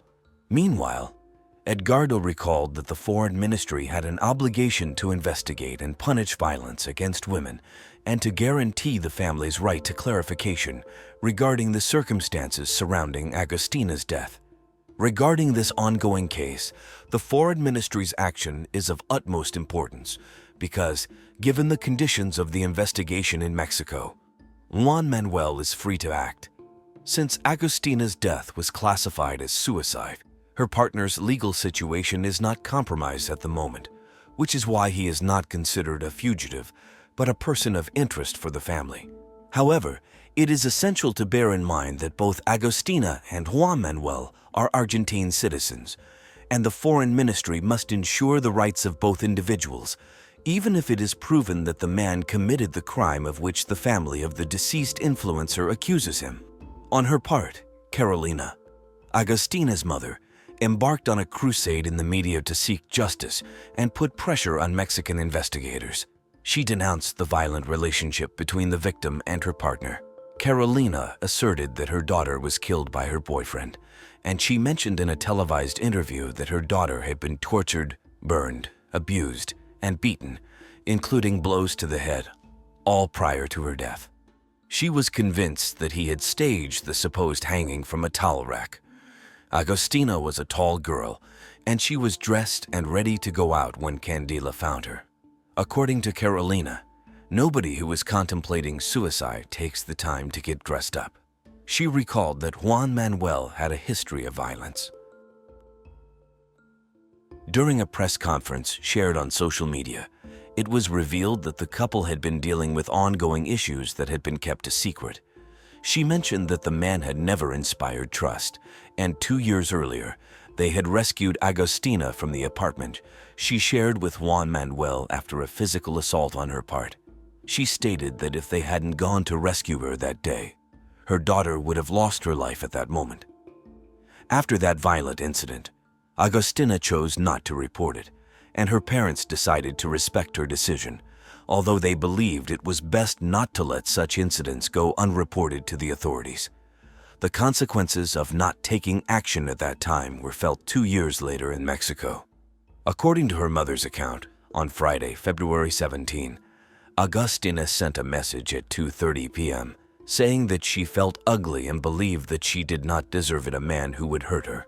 Carolina provided support from afar and encouraged her to leave the apartment. She reminded her that there was no need to be with that man. She advised her to kick him out of the house and not even get upset about a person who wasn't worth it. In her opinion, her daughter, by returning to that violent man, had played a risky card, and it ended badly, to her regret. The model's uncle, Herman, stated that Juan Manuel's parents had contacted the family and promised to cooperate. However, the dialogue ended when the man did not show up for a Zoom meeting where he was supposed to share his version of the events. Regarding this absence, Carolina said that he had remained in hiding but was likely listening and watching everything to stay informed about the case. In her view, he would have given his version if he had nothing to hide. Angry and frustrated, she said that Juan Manuel's parents were responsible for covering up what she considered a monster. On March 8, International Women's Day, there were marches in Mexico and Argentina, demanding justice for Agustina. This increased pressure on the Mexican prosecutor's office, which announced that it would investigate the death of the Argentine model as a possible femicide. This decision was based on the autopsy report, which showed signs of head and facial injuries, multiple lacerations on the body, and bruises consistent with sexual abuse. A forensic expert hired by the Halbert family analyzed the official report and pointed out various signs of violence, such as punch marks on the mouth and a significant head injury. Additionally, the forensic expert noted lacerations in several parts of the body and internal and external hematomas, suggesting recent and non-consensual sexual activity. However, the only available evidence is this forensic report because, as mentioned earlier, the Mexican authorities proceeded to cremate Agustina's body shortly after classifying the case as suicide. Following the mobilizations on International Women's Day, the Mexican justice system announced that it had reclassified the case, originally labeled as suicide, and had begun investigating it as a possible femicide. The family's lawyer stated that the case had been referred to a special unit equipped to handle such cases. She further accused the main suspect, Juan Manuel, of attempting to stage a suicide and highlighted signs of violence at the scene. The apartment was locked from the inside. There were visible injuries on both the victim and her partner. A table leg was found out of place and on the floor, and 2 calls had been made to the police the previous night. She also criticized the judicial investigation, revealing that the crime scene had not been properly secured, contrary to protocol. It was essential for the scene and the victim's body to be preserved until the investigation concluded. She added that due to numerous errors, information that could have been obtained from the devices was lost since the perpetrator took the cell phones and all the data with him. The investigation into Agustina's violent death in Mexico promises to be a challenging journey for the family, which has been following the case from Argentina, more than 7,000 kilometers away, with a different legal system and culture. New statements were made by the prosecutor of the state of Quintana Roo on March 13, 2023, asserting that the Argentine model and influencer had taken her own life parishionment, and scientifically. These declarations were made during a press conference held by the security cabinet of that Mexican province. The prosecutor detailed that there was a history of violence both before and during her relationship with her partner. He stated that it could not be ruled out that Juan Manuel might have induced her to take her own life, and that could be a matter of investigation. When questioned by journalists about the cigarette burns on the woman's body, he assured that these injuries occurred before her suicide. He explained that there had been violence the night before her death between her and her partner, and there was sufficient evidence of this. Regarding Juan Manuel, the prosecutor stated that he had been interviewed by the investigative police, and at that time, they did not have enough evidence for an arrest or any other legal action against him. However, this did not mean that he would not be pursued later if a connection to Agustina's death could be established. Edgardo, Agustina's father, insisted on the need to change the classification of the case, as their lawyer had found numerous pieces of evidence to classify it as femicide. When asked by an Argentine media about the prosecutor's statements, Herman, the victim's uncle, expressed that they were not surprised that the Attorney General was defending the suicide theory, because acknowledging that there were many elements suggesting femicide would mean admitting their failures. He believed that the prosecution had acted clumsily and hastily in the early stages of the investigation, leading to the loss of crucial evidence. However, as the case was transferred to the specialized unit, it indicated that something had gone wrong, as it is not common to replace a team that had performed well. He argued that the prosecutor was trying to defend the initial theory because going in a different direction would be an acknowledgement of their poor work. Gerardo Reynoso, a journalist, provided details of the judicial process. He explained that the Prosecutor General's office reclassified the death as femicide due to pressure from Agustina's family, the lawyer, and a feminist march on March 8th. However, in the subsequent hours, the justice system announced that they were still considering the suicide theory. He highlighted that, in general, the prosecutor's office did not want to validate the independent expert opinion that had found injuries compatible with femicide. Recognizing this would mean accepting that someone outside the prosecutor's office had solved a problem they should have handled with a properly executed expert analysis. Regarding Juan Manuel's situation, he pointed out that the prosecutor's office would have to call the boyfriend to discuss the case. In the event of her suicide, he would inevitably be part of the investigation, at least in the statements that should have been taken to determine what had happened. To make matters worse, the journalist emphasized that the crime was discovered on a weekend and during weekends in Mexico. Intern trainees and junior investigators typically handle duties. This could have been the reason why everything was mishandled. He believed that their actions were not malicious, but rather due to a lack of experience, and this was reflected in how the case was handled. Some days later, in Argentina, news surfaced about a call received by Agustina's father. A couple of days after the Women's Day March, a prosecutor from Quintana Roo contacted Edgardo by telephone on the instruction of the state prosecutor office, who wanted to speak with the family. Before hearing from the father, the person on the phone, speaking on behalf of others whose identities were unclear, stated that the system wanted to apologize for what had happened. They emphasize that if Agustina's boyfriend bore any responsibility, they would certainly prosecute, as there was no intention within the prosecutor's office to cover up anything. They added that if any public servant from the prosecutor's office was found responsible, measures would be taken. He also quickly clarified that he would organize a meeting with the general prosecutor and a team of experts to show the father what they had.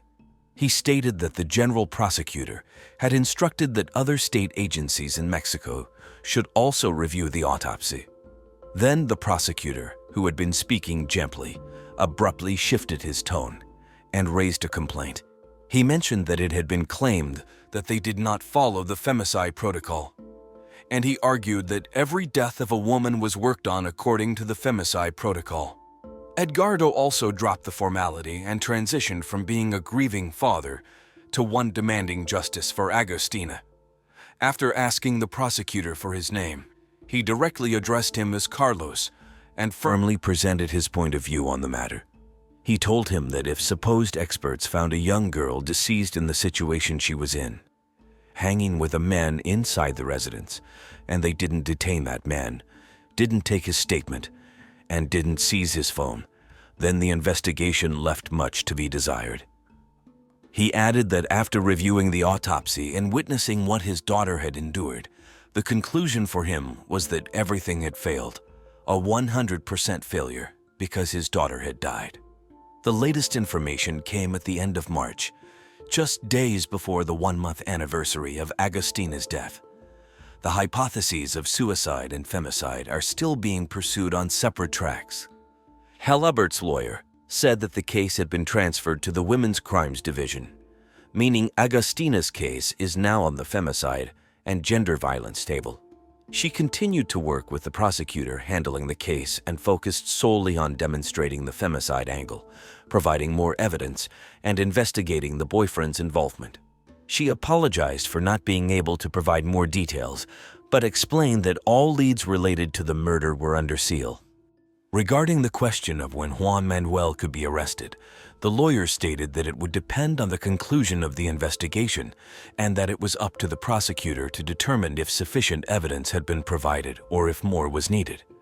However, she reiterated her confidence in being able to prove everything. Neighbors reported hearing screams until around 2:30 in the morning. According to statements obtained after that time, silence prevailed at the scene. The time of death listed in the incomplete autopsy report is 4 a.m. While Agustina's family continues to demand justice, the alleged perpetrator is in an unknown location. Although the Mexican justice system has not issued an arrest warrant against him, and no judicial proceedings have been opened in Argentina because the alleged crime occurred in another country, he remains free. However, he has not made himself visible and has not faced the family of the girlfriend he supposedly loved and lived with until the day of her death. This case is still in development, but due to its preliminary stage, many proceedings are conducted discreetly and away from the media. The prosecutor's office investigating the alleged femicide issued a document to determine Reverter's whereabouts. The order was issued on June 7th by the Specialized Prosecutor's Office for the Investigation and Prosecution of Femicide to search for, locate, and request Reverter's presentation without depriving him of his freedom. As stated, the goal is to expand their interview to gather more information and comply with this authority's request. Felix Verdejo, born on May 19, 1993, in San Juan, Puerto Rico, began his journey in the sporting world at a tender age, swiftly rising to prominence by the age of 19. Celebrated as Puerto Rico's gem, Verdejo quickly made a name for himself in the competitive arena, consistently triumphing over his adversaries, regardless of their reputation or prowess. In 2014, his career reached a significant milestone when a major sports network recognized him as the most promising athlete of the year. By this time, Verdejo's net worth had astonishingly soared to $1 million. This rise to fame was particularly evident during his unforgettable match against Laurel Alcantar, another undefeated contender. The bout, filled with high expectations and comparisons, ended dramatically when Verdejo showcased his dominance by knocking out Alcantar in a mere 21 seconds of the first round. Verdejo's record of 16 wins without a loss solidified his status as an international boxing icon. In 2016, he tied the knot with Elis Marie Santiago, a renowned social media influencer. The couple, having started their relationship back in 2011 during their high school days, welcomed their daughter Miranda in 2018. However, Verdejo faced a new challenge after a 13-month hiatus from the ring. His comeback was against the world-class Mexican boxer Antonio Lozada Jr. The match, as anticipated, was an intense showdown. Going into the final round, Verdejo was leading, but visibly drained. In a surprising turn, with only 30 seconds remaining, Lozada Jr. unleashed a barrage of punches, leading to an intervention by the doctor and marking Verdejo's first defeat. Despite his public persona as an exemplary family man, Verdejo had a hidden side. He was involved with individuals in the substance trafficking world and had numerous affairs. One such relationship was with his ex-girlfriend from school, Kisha Rodriguez, which eventually revealed the darker aspects of Verdejo's character. Kisha Rodriguez, sharing Verdejo's birth year and city, had a close relationship with her parents and her sister, living in an apartment in San Juan. Close to her sister, Kisha's life intertwined tragically with Verdejo's tumultuous path. She lived alone with her two little dogs, whom she treated as if they were her children. Kisha was a great animal lover, which is why she worked at a pet grooming salon. One of her qualities that always stood out was her dedication to caring for animals. She was also known for being quite shy, calm, and reserved. She would meet Felix Verdejo in 2010 when she was around 16 years old, and they both attended the same school. They started a relationship while still teenagers, and although many believed they were deeply in love, the truth was that Felix was seeing other girls behind her back, and he didn't make much effort to hide it. His own wife came from the same school, but somehow, both Kisha and Felix stayed together in a toxic relationship marked by temporary separations due to frequent fights. Initially, their relationship was normal until Felix began to rise in his boxing career and met Elis Santiago. He maintained relationships with both women in parallel. Few years later, out of nowhere, Kisha and her acquaintances were surprised to hear that Felix had proposed to Elis, which for many showed that he had finally made a choice. Kisha continued with her life, getting to know other people. But despite Felix being in a new family, it didn't take him long to find a way to continue seeing her in secret. This way, Felix would take Kisha on many of his so-called work trips, and they would stay in hotels together far from his wife. Even Kisha's family were aware of this, as he used to visit them as if nothing was happening. As a result of these unhealthy behaviors, Kisha's family always advised her to distance herself from Felix, as he was only hurting her and didn't truly value her. However, every time Kisha attempted to break away from Felix, he would seek her out with promises of love, swearing that she would always be the only woman he truly loved.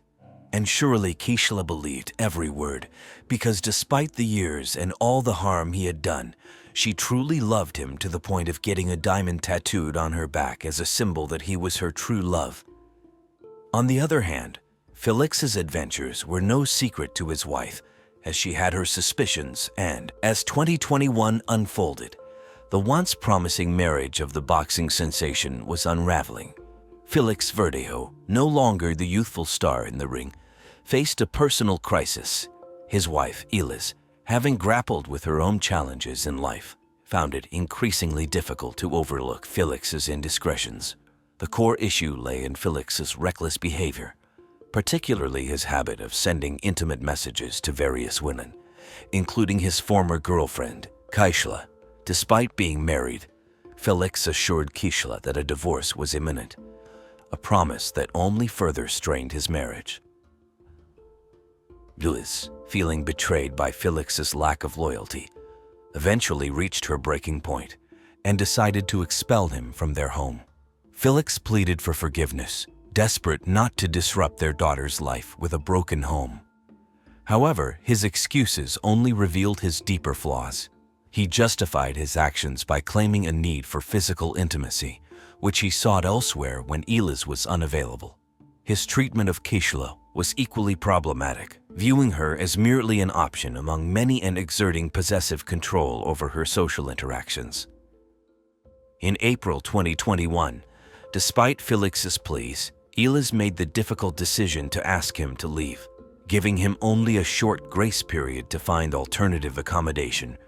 Meanwhile, Kisha discovered she was pregnant, a revelation that brought joy to her family, but dismay to Felix, who had always made clear that their relationship was not serious. He prioritized his family and career over everything else, leading Kisha to decide on raising the child independently, in line with her values, despite Felix's reluctance. For Felix, however, the pregnancy posed a significant dilemma, threatening the freedom he cherished. He arranged a meeting with Kisha on the morning of April 29, 2021, under the guise of discussing the pregnancy and confirming its validity. Before the meeting, Kisha informed her mother about her plans, unaware of the ominous feelings her mother harbored about Felix's reaction to the pregnancy news. However, there was nothing she could do, and besides, Kisha sounded calm and mentioned that this time it was Felix himself who was looking for her because he now seemed unusually interested in the baby matter. That morning, Kisha had to go to work earlier than usual because she had to open the store with her boss. So without thinking much, she quickly drove her car to the place where Felix had asked her to meet him, which wasn't far from her home. However, at 8 a.m., her boss had arrived early to open the store, but seeing no trace of her, he messaged her on WhatsApp and started calling her. When he noticed that his messages were marked as read and the calls went unanswered, he began to worry that something bad might have happened. He contacted Kisha's sister to ask her about Kisha or if she knew anything about her absence. Her sister, who had no idea what was going on, was surprised that her sister was missing work like this. So she told Kisha's boss that she would try to locate Kisha to make sure everything was okay. Then she called her mother quickly around 9 a.m. to inquire about Kisha since she had received no response from her sister's phone, and Kisha had also missed work.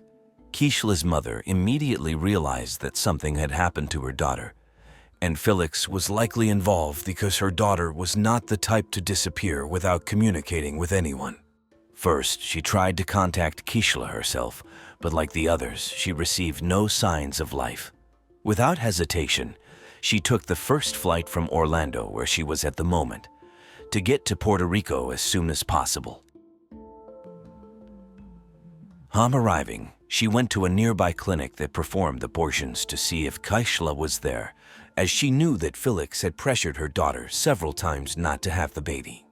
However, the clinic was closed that day, so she headed to Kisha's house, where she found her daughter's 2 dogs without food, which was quite unusual because Kisha always took good care of her pets as part of her daily routine.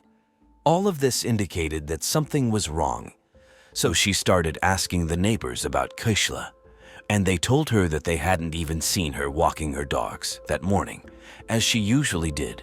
With this unusual situation, Kisha's mother had no choice but to realize that there was only one person who could answer all her questions about where her daughter was, and that person was Felix Verdejo. So she began calling him on his cell phone, and after several attempts, he finally answered. When she asked him about Kisha, he responded with an uncomfortable silence and only said that he had no idea where she could be. He repeated this multiple times, leaving the woman with no option but to hang up.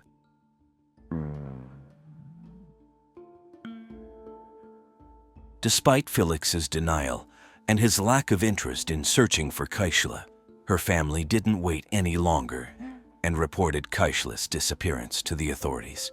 With Kisha's mother testimony, the police made Felix Verdejo the prime suspect, as he was apparently the last person seen with the victim alive.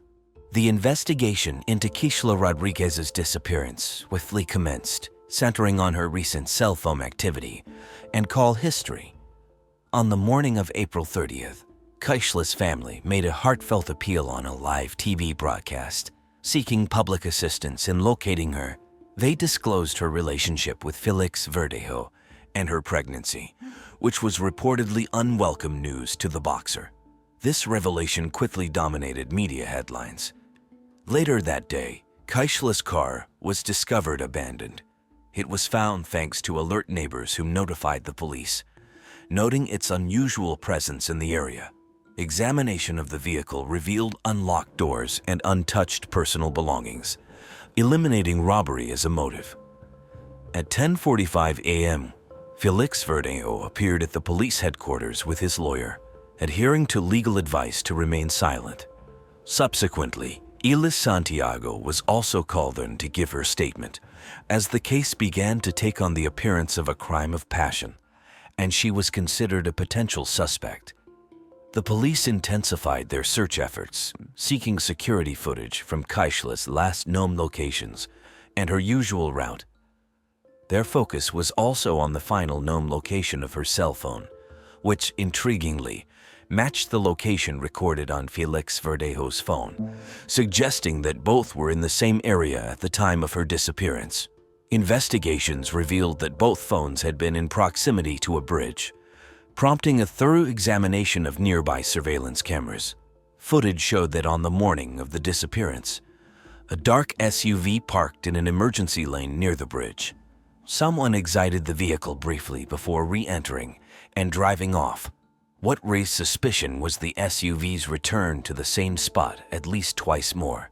Further scrutiny identified this vehicle as a black Dodge Durango, identical to the model owned by Felix Verdejo, deepening the mystery and intensifying the scrutiny on his involvement.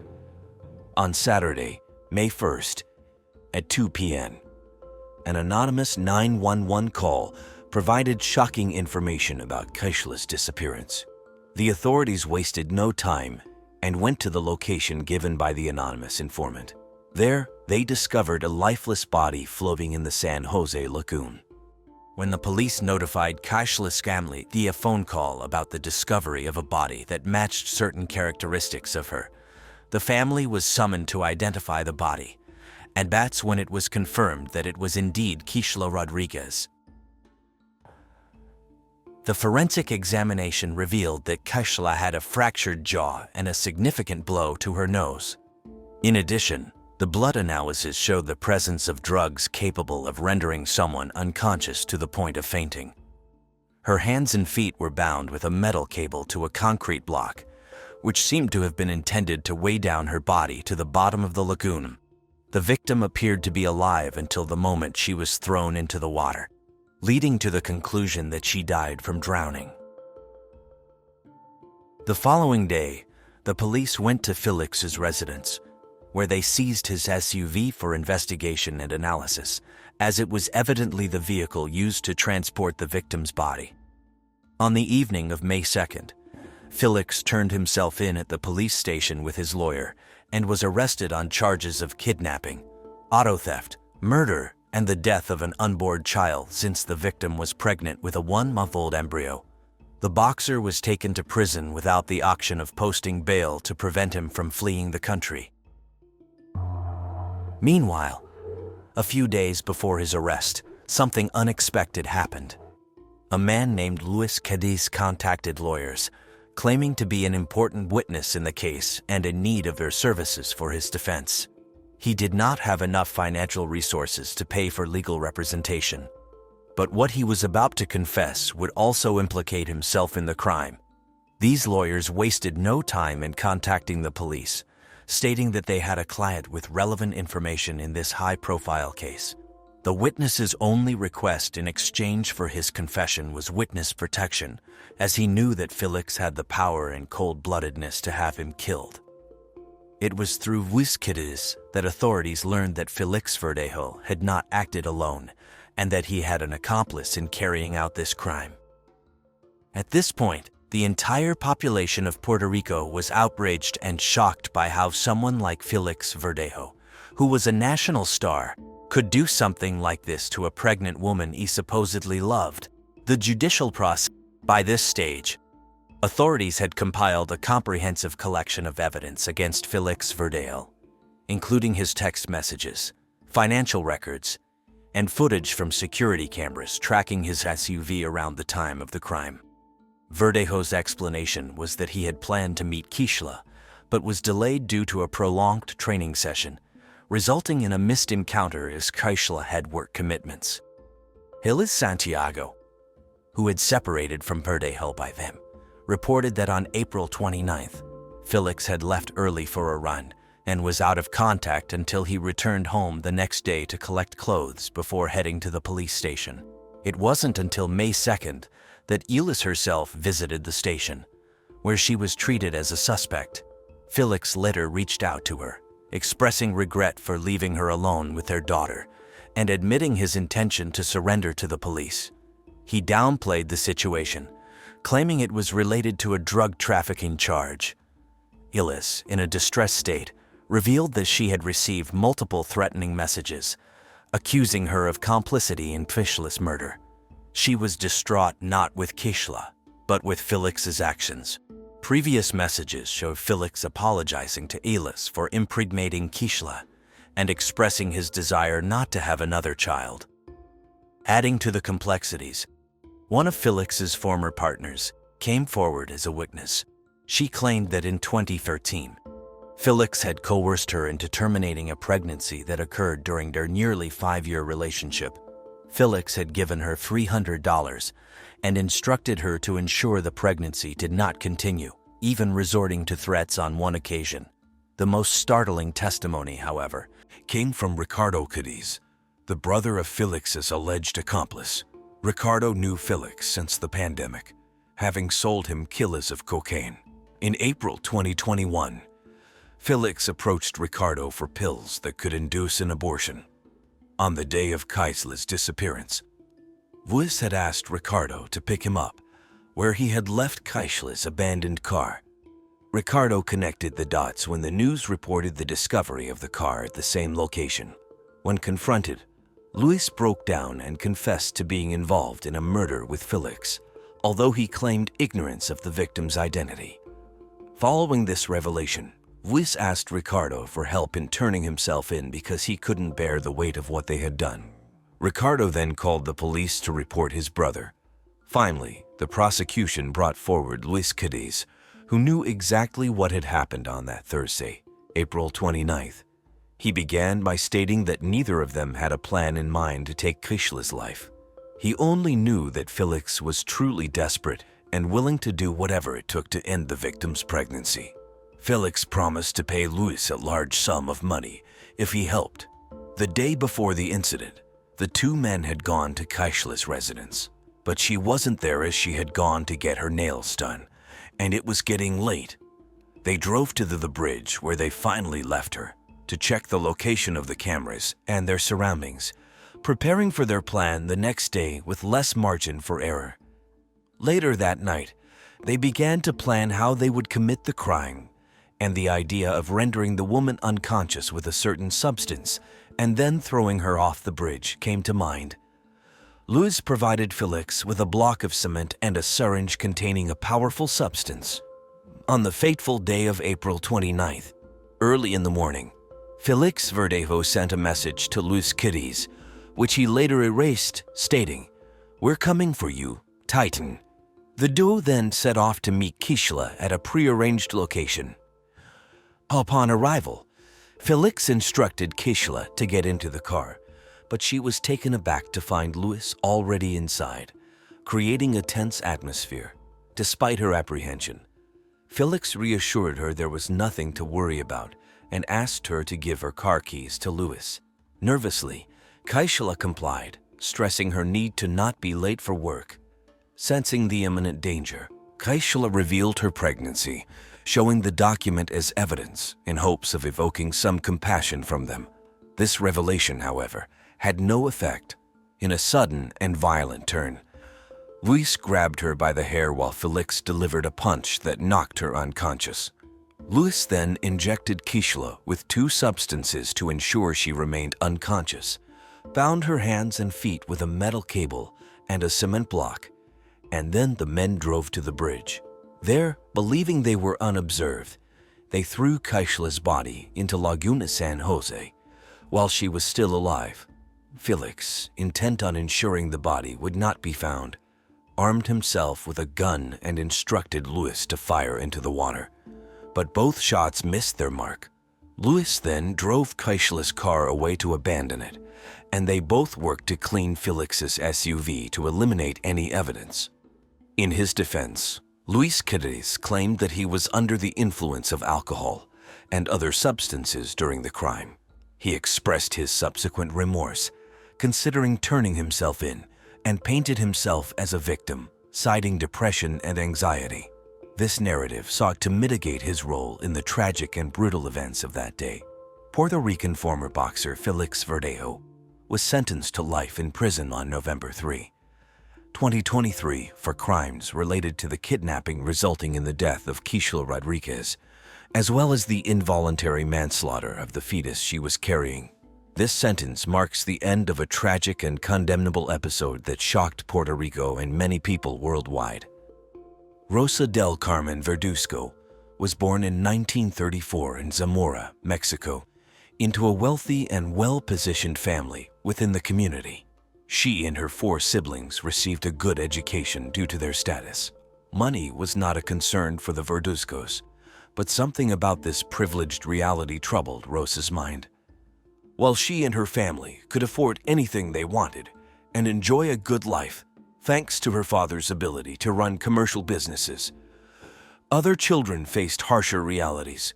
This seemed unacceptable to her, and from the moment she became aware of it, a compelling need to make a change about the issue that bothered her was born. Even at a young age, she understood that it was up to her to make a difference.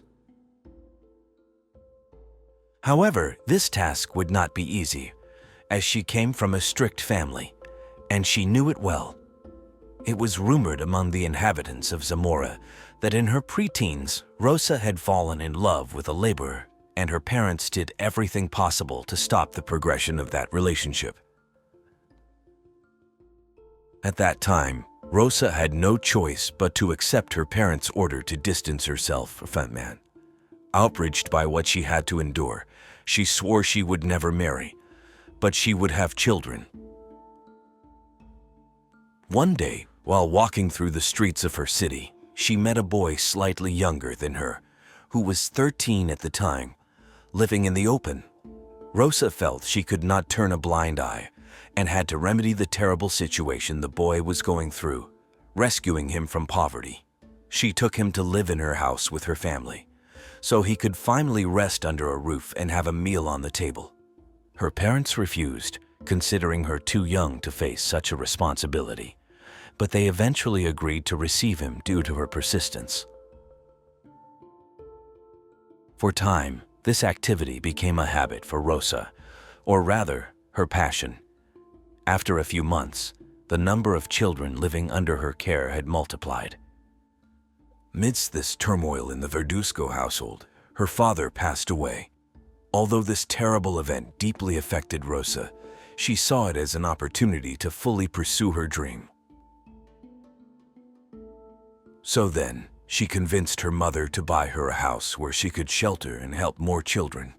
On one hand, Rosa was just as young as her rescued children and also needed adult care, but on the other hand, she would no longer have to occupy her own space. This was how Rosa settled in her first home, but she experienced firsthand what it was like to live without money or food. Far from being an impediment, she went out to walk the streets of the city with the other children to earn their daily food. Her dream was coming true as more and more children arrived at the home under her wing. The shelter began to receive donations from residents and prominent personalities who were moved by Rosa's altruism, allowing her to gather the necessary funds to buy a larger plot of land and build a shelter with much more capacity, the same shelter that years later became known as La Gran Familia. Rosa Verduzco's work was quickly recognized by the population, who were inspired by her commitment and devotion to the care of minors, and consequently, donations soon appeared: food, school supplies, cleaning products, and money, among other things, made it possible to maintain the place that Rosa and her children built with their own hands.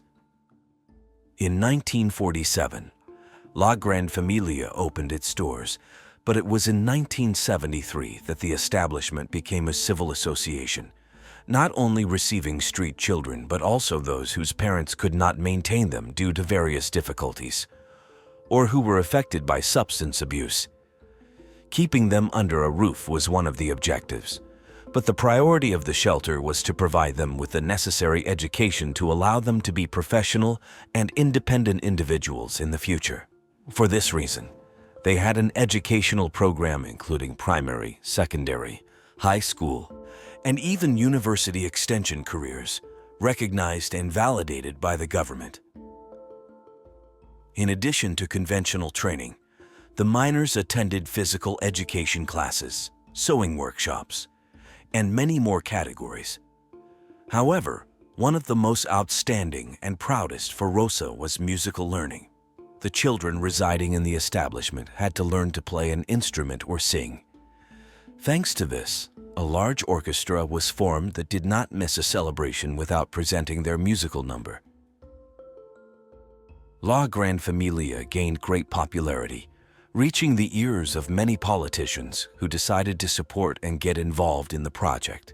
Governors like Vicente Fox and Felipe Calderon, to name a few, became great admirers and allies of Rosa Verduzco. The work carried out there was so recognized that even during a visit by Queen Elizabeth of England to Mexico, she requested to meet Rosa Verduzco, in addition to donating a bus for transporting the children and money to build a gymnasium. Rosa agreed to the meeting, but added a condition to the Queen's request. She was willing to receive her if the children could be present at the venue and share a meal with her and the prince consort, as well as offer them a musical number. Rosa Verduzco made it happen. It was known that with her undeniable determination, she could achieve everything she wanted, and she had already proven it over decades. Thanks to that defining character, over the years, hundreds of children were welcomed into that home. All were received. However, as often happens in such cases, not everyone was very happy with her way of being. Rosa Verduzco faced controversies from the beginning of her project. One of the first reasons she was criticized concerned the location of the shelter, as it was located in an affluent area of the city. Her neighbors were not willing to share space with an establishment that, at first glance, looked deplorable, as it had been built by inexperienced hands, and occasionally some walls would crumble and had to be rebuilt. However, there were more terrifying reasons to judge what happened at La Gran Familia. Amid so much kindness and generosity seemed to hide a secret that only those behind those doors seemed to know, or at least someone that no one dared to tell, for fear of Rosa's reprisals. It was very common among the neighbors of the city to see her in the streets with a group of children. Some were sent to beg for money or sell newspapers to collect money. Meanwhile, others, the more privileged or at least chosen by her, accompanied her to have a chocolate she invited them to. But it was on these occasions that Rosa's authoritarian character became visible to those outside the shelter. In popular celebrations, when the town gathered in the streets, Rosa sent the children to ask for toys and authorized them to bite people who refused to give them anything. On the other hand, merchants or anyone who crossed her path were obligated to make some type of donation that Rosa demanded. The woman had the freedom to do and undo. It was evident that she had a power that exceeded her good intentions of running a home for children. Soon, the inhabitants of the city realized who this popular personality really was. She was greatly admired to the extent that parents threatened their misbehaving children with sending them to Rosa's place, as if that was the worst punishment they could receive. Everyone was aware and divided between those who praised her and those who hated her. However, what seemed unnoticed by the authorities was the actual happenings at the shelter, as no one dared to even visit the place occasionally to ensure it was operating according to governmental regulations. For 60 years, Rosa operated with perpetual impunity, aided by a corrupt system that delegated to one person the work others were incapable of doing. But the truth hidden beneath her kindness and generosity was unmasked in July 2014, after receiving more than 50 complaints from people external to the shelter and survivors of that hell. The Attorney General's Office of the Republic intervened at La Gran Familia to begin an intense search. Families of people who had been through the place and those who had experienced the mistreatments recounted to authorities about extreme conditions of insalubrity, carnal abuses, physical punishments, and deprivation of freedom. During the search at La Gran Familia, the police confirmed the huge amount of spoiled food that was provided to the children, which consequently led to severe cases of malnutrition. Among the testimonies, a survivor recounted being forced to eat flies just to get something in his stomach. Furthermore, other horrifying confessions reported that an endless number of crimes occurred there, threatening the integrity of the children, with numerous cases of abuses perpetrated by the same teachers or caregivers of the shelter. Some stated that within the establishment, there were many pregnant women who, after being forced to give birth, had their children taken away and registered under the Verduzco surname, thereby depriving the mothers of any rights over their babies. Thousands of children were adopted by Rosa Verduzco, despite its illegality, and worse yet, nobody stopped her from committing the crime. On the contrary, it was allowed. What Rosa did next with those children is even more heinous. Having legal custody of the adopted people allowed her to keep them away from their families until they reached adulthood. Whenever their relatives tried to visit them, they were violently expelled from the institution. But later, when they were supposedly able to finally go out into the world as restored individuals, Rosa demanded an exorbitant sum of money in return as she had authority over them, effectively finding under that excuse a way to traffic people. It was impossible for these families to gather the demanded sum, so some never managed to leave. Moreover, if they tried to escape, they faced brutal beatings and confinement in cells, to the point that one of the victims reported that after a failed escape attempt, their ears were cut off as punishment. What had once been a shelter had ultimately become a prison. Long list of testimonies exposed the tortures and crimes committed within La Gran Familia. At the time, the Attorney General's office witnessed firsthand the deplorable state of the facilities. Children sleeping in broken bunk beds among trash, rats, and bed bugs, completely dirty bathrooms, and terrible infrastructure. The nauseating odor emanating from the place could be felt from the street, with excrement, urine, and decomposing food revealing the reality that was lived there. It was evident that the place was neglected, and the money from donations was not being used for improvements. These findings cast doubt on the benevolence that had positioned Rosa Verduzco as a legend, a saintly figure in Mexico and the world for decades. Thus, finally, on July 15, 2014, the 81-year-old woman and 6 of her assistants were arrested. Meanwhile, more than 600 people living there, including minors and adults, were rescued from the precarious conditions. Despite all the evidence against her, Rosa Verduzco was released without any charges due to her delicate health condition. The burden of pre-existing illnesses, such as diabetes and heart problems, led to physical and cerebral deterioration, requiring her to be hospitalized. While outside the building, a crowd gathered to pray for her speedy recovery. Others protested against the justice system's decision for not acting in accordance with the reported evidence. Finally, 2 years later, at the age of 84, after being hospitalized again for 20 days, Rosa del Carmen Verduzco passed away due to a sudden stroke. As for the other accused, out of the 6, only 2 were charged with the crimes committed. The others were released just like Rosa. In 2016, 2 years after the discovery of the truth, the Attorney General's office declared itself incompetent to follow up on the investigation into the case, deciding to leave it in the hands of the state.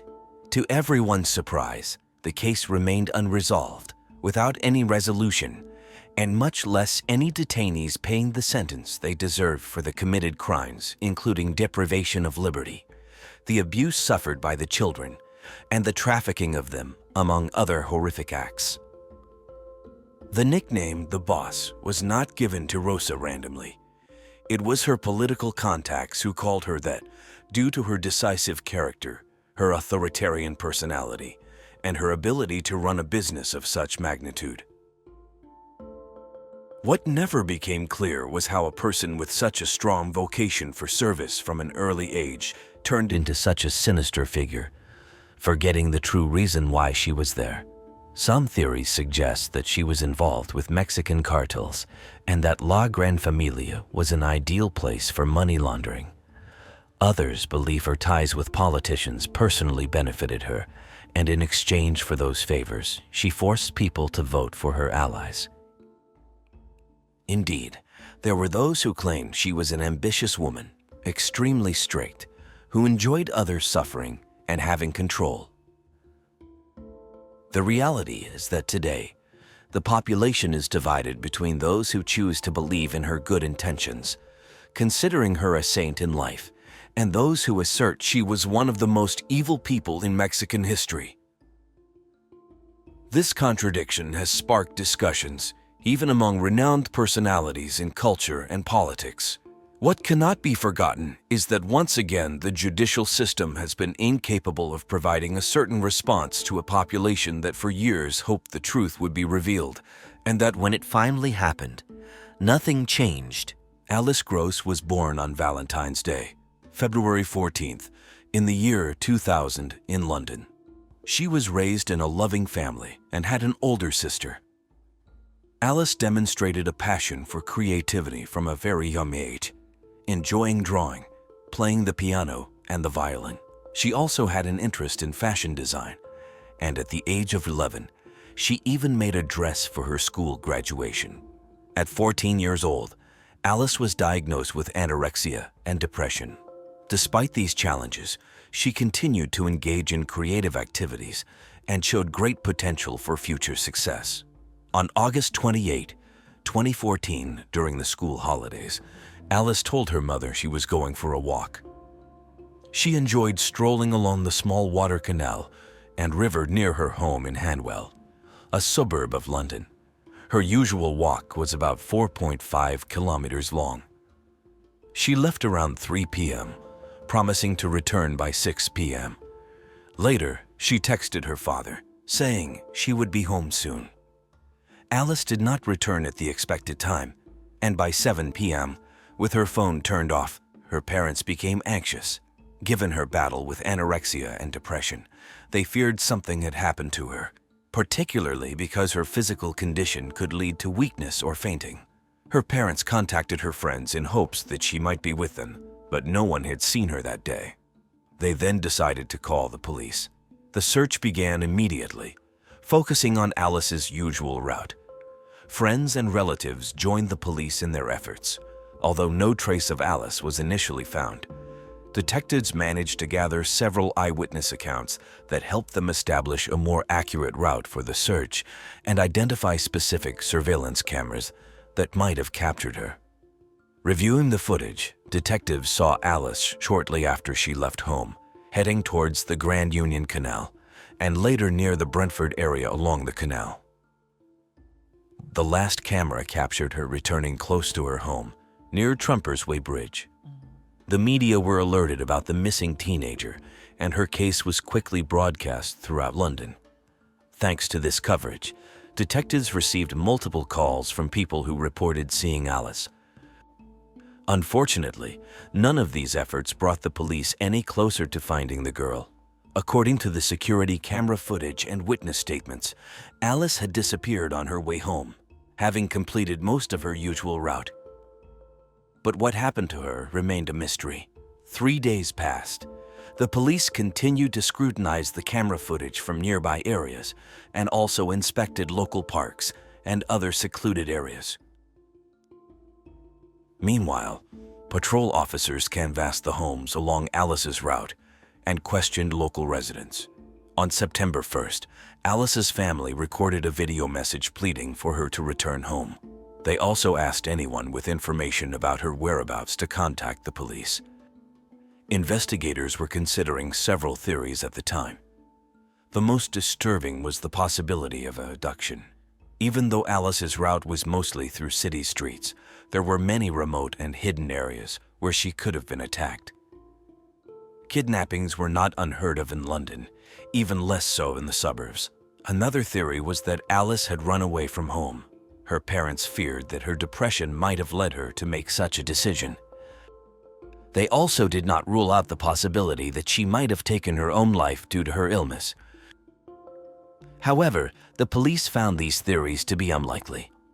At 14, it seemed improbable that Alice could have run away and hidden herself without help. And if she had taken her own life, her body would likely have been found. The case was drawing increasing public attention and was handed over to the Special Unit of Scotland Yard on September 3rd. Although they typically worked on murder cases, the detectives considered the possibility of the girl returning home to be high. Scotland Yard organized a massive search which was immediately joined by hundreds of volunteers. After seeing the heart-wrenching appeal from her parents and sister on the news, concerned Londoners combed the area from dawn till dusk. The next day, detectives announced the discovery of the first solid piece of evidence. They had found Alice's backpack, which contained the shoes she had been wearing that day. It was found relatively close to her home. This discovery allowed the police to narrow their search, focusing on a small area near the canal. Investigators realized it was unlikely that Alice would have removed her own shoes, thrown them with her backpack, and run away. She did not have a spare pair of shoes with her, which complicated the situation even more. Scotland Yard decided to release all available security camera footage of Alice. The backpack and shoes indicated that the girl might be in serious danger. The main theory continued to be that of abduction, but investigators had not completely ruled out the possibility of suicide. Therefore, they attempted to use all available resources to locate her. The release of the footage could attract more public attention, and someone might remember seeing Alice that day. Along with this, several hundred more people from various agencies joined the search, and there were now 600 people working on the case. The investigation thus became the largest in terms of police involvement since the year 2005. Some of them were inspecting the area directly, while others reviewed footage from the hundreds of cameras that Alice might have been captured on. Scotland Yard offered a reward of £20,000 for any information that could help find Alice Gross, although they were unable to locate her phone. They did, however, provide the mobile phone company with details of her last known location. It turns out Alice had sent a message to her father from nearly the same place where her backpack would later be found. This suggested that investigators should focus their efforts in that specific area. Therefore, a thorough search of a several square kilometer area was decided upon, with every meter of land and water being manually examined. Police teams meticulously scoured the river and canal for any evidence. 2 days after her backpack was discovered, it was reported that police had detained a 25-year-old man on suspicion of Alice's murder. The following day, another man was arrested, but details were not disclosed until the investigation was clearer. However, both suspects were released soon after, as Scotland Yard could not establish their involvement in Alice's disappearance. More than a week passed with no progress in the case. It wasn't until September 16th that police issued another statement. They were seeking a 40-year-old man named Arnis Alcons in connection with Alice's disappearance. He had moved to England from Latvia 7 years prior and lived in the area as a construction worker. Scotland Yard's interest in him was piqued for two reasons that at first glance seemed unrelated. Firstly, Zalkons's co-workers reported him missing to the police on September 3rd. He had not shown up for work, was not answering his phone, and was not at home. It appeared he had simply vanished.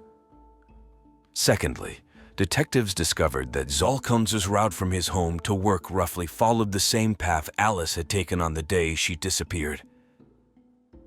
The detectives soon uncovered something truly disturbing.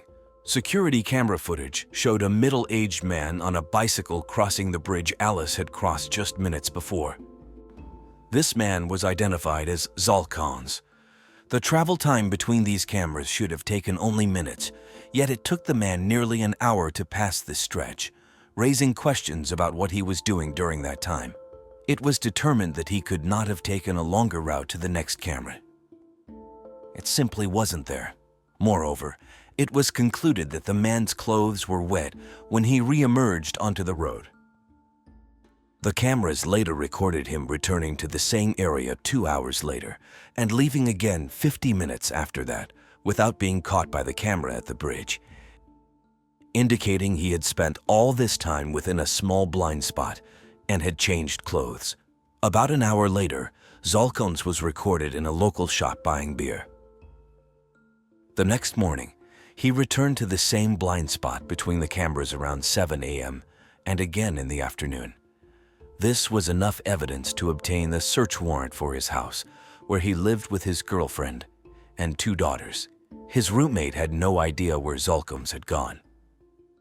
Upon learning he was a suspect in the girl's murder, the roommate said Zalkons could never have done such a thing, describing him as a caring and attentive father. However, Scotland Yard investigated Zalkons's background and uncovered a truly sinister past. In 1998, while in Latvia, Zalkons had coldly and calculatedly murdered his wife, burying her in a pre-dug grave in the forest, for which he only served 7 years in prison. After serving his sentence, he moved to England, and the local authorities were not even aware of his criminal past in his home country. Police searching Zalkons's house found a freshly dug plot on his property. They did not reveal if they found any evidence there, but they did make a significant discovery in the basement: a broken back panel of a white iPhone 4S, the same model Alice had possessed. A search of his computer revealed that he had searched for information about Alice Gross's disappearance days after the incident. Consequently, Zalkons was added to the wanted list. Fearing he may have fled to Latvia or another European country, Scotland Yard issued a search across the European Union. However, they could not find a single trace of the suspect.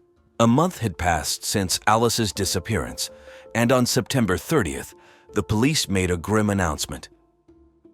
A human body was found in a river near the area of the girl's disappearance. The body was not immediately identified, but the police shared a chilling detail. Someone had gone to great lengths to keep the body submerged and hidden from the surface. The next day, the police confirmed that the deceased was Alice Gross. There was no longer any doubt. The exact location where the body was found was where she had disappeared, and the cause of death was strangulation.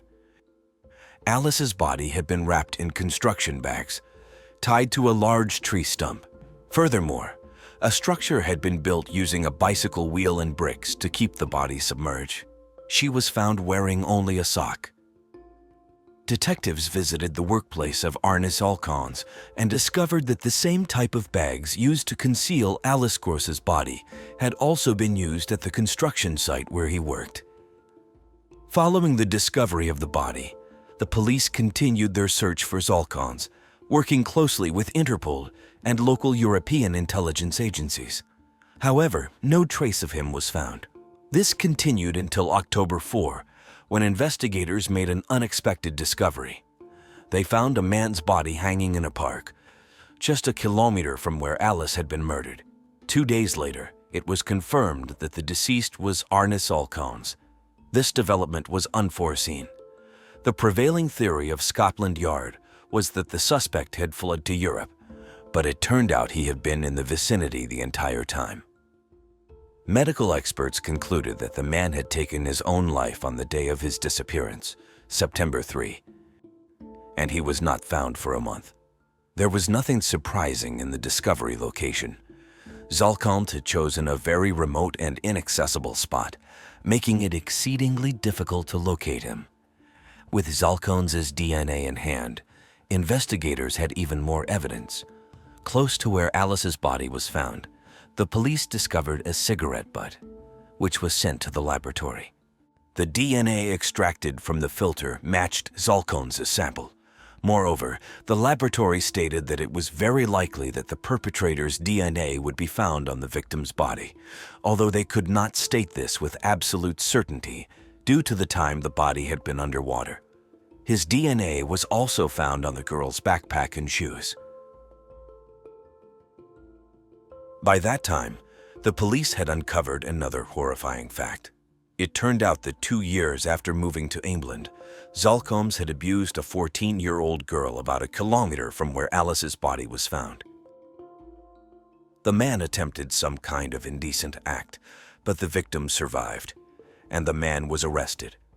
This is where things get complicated.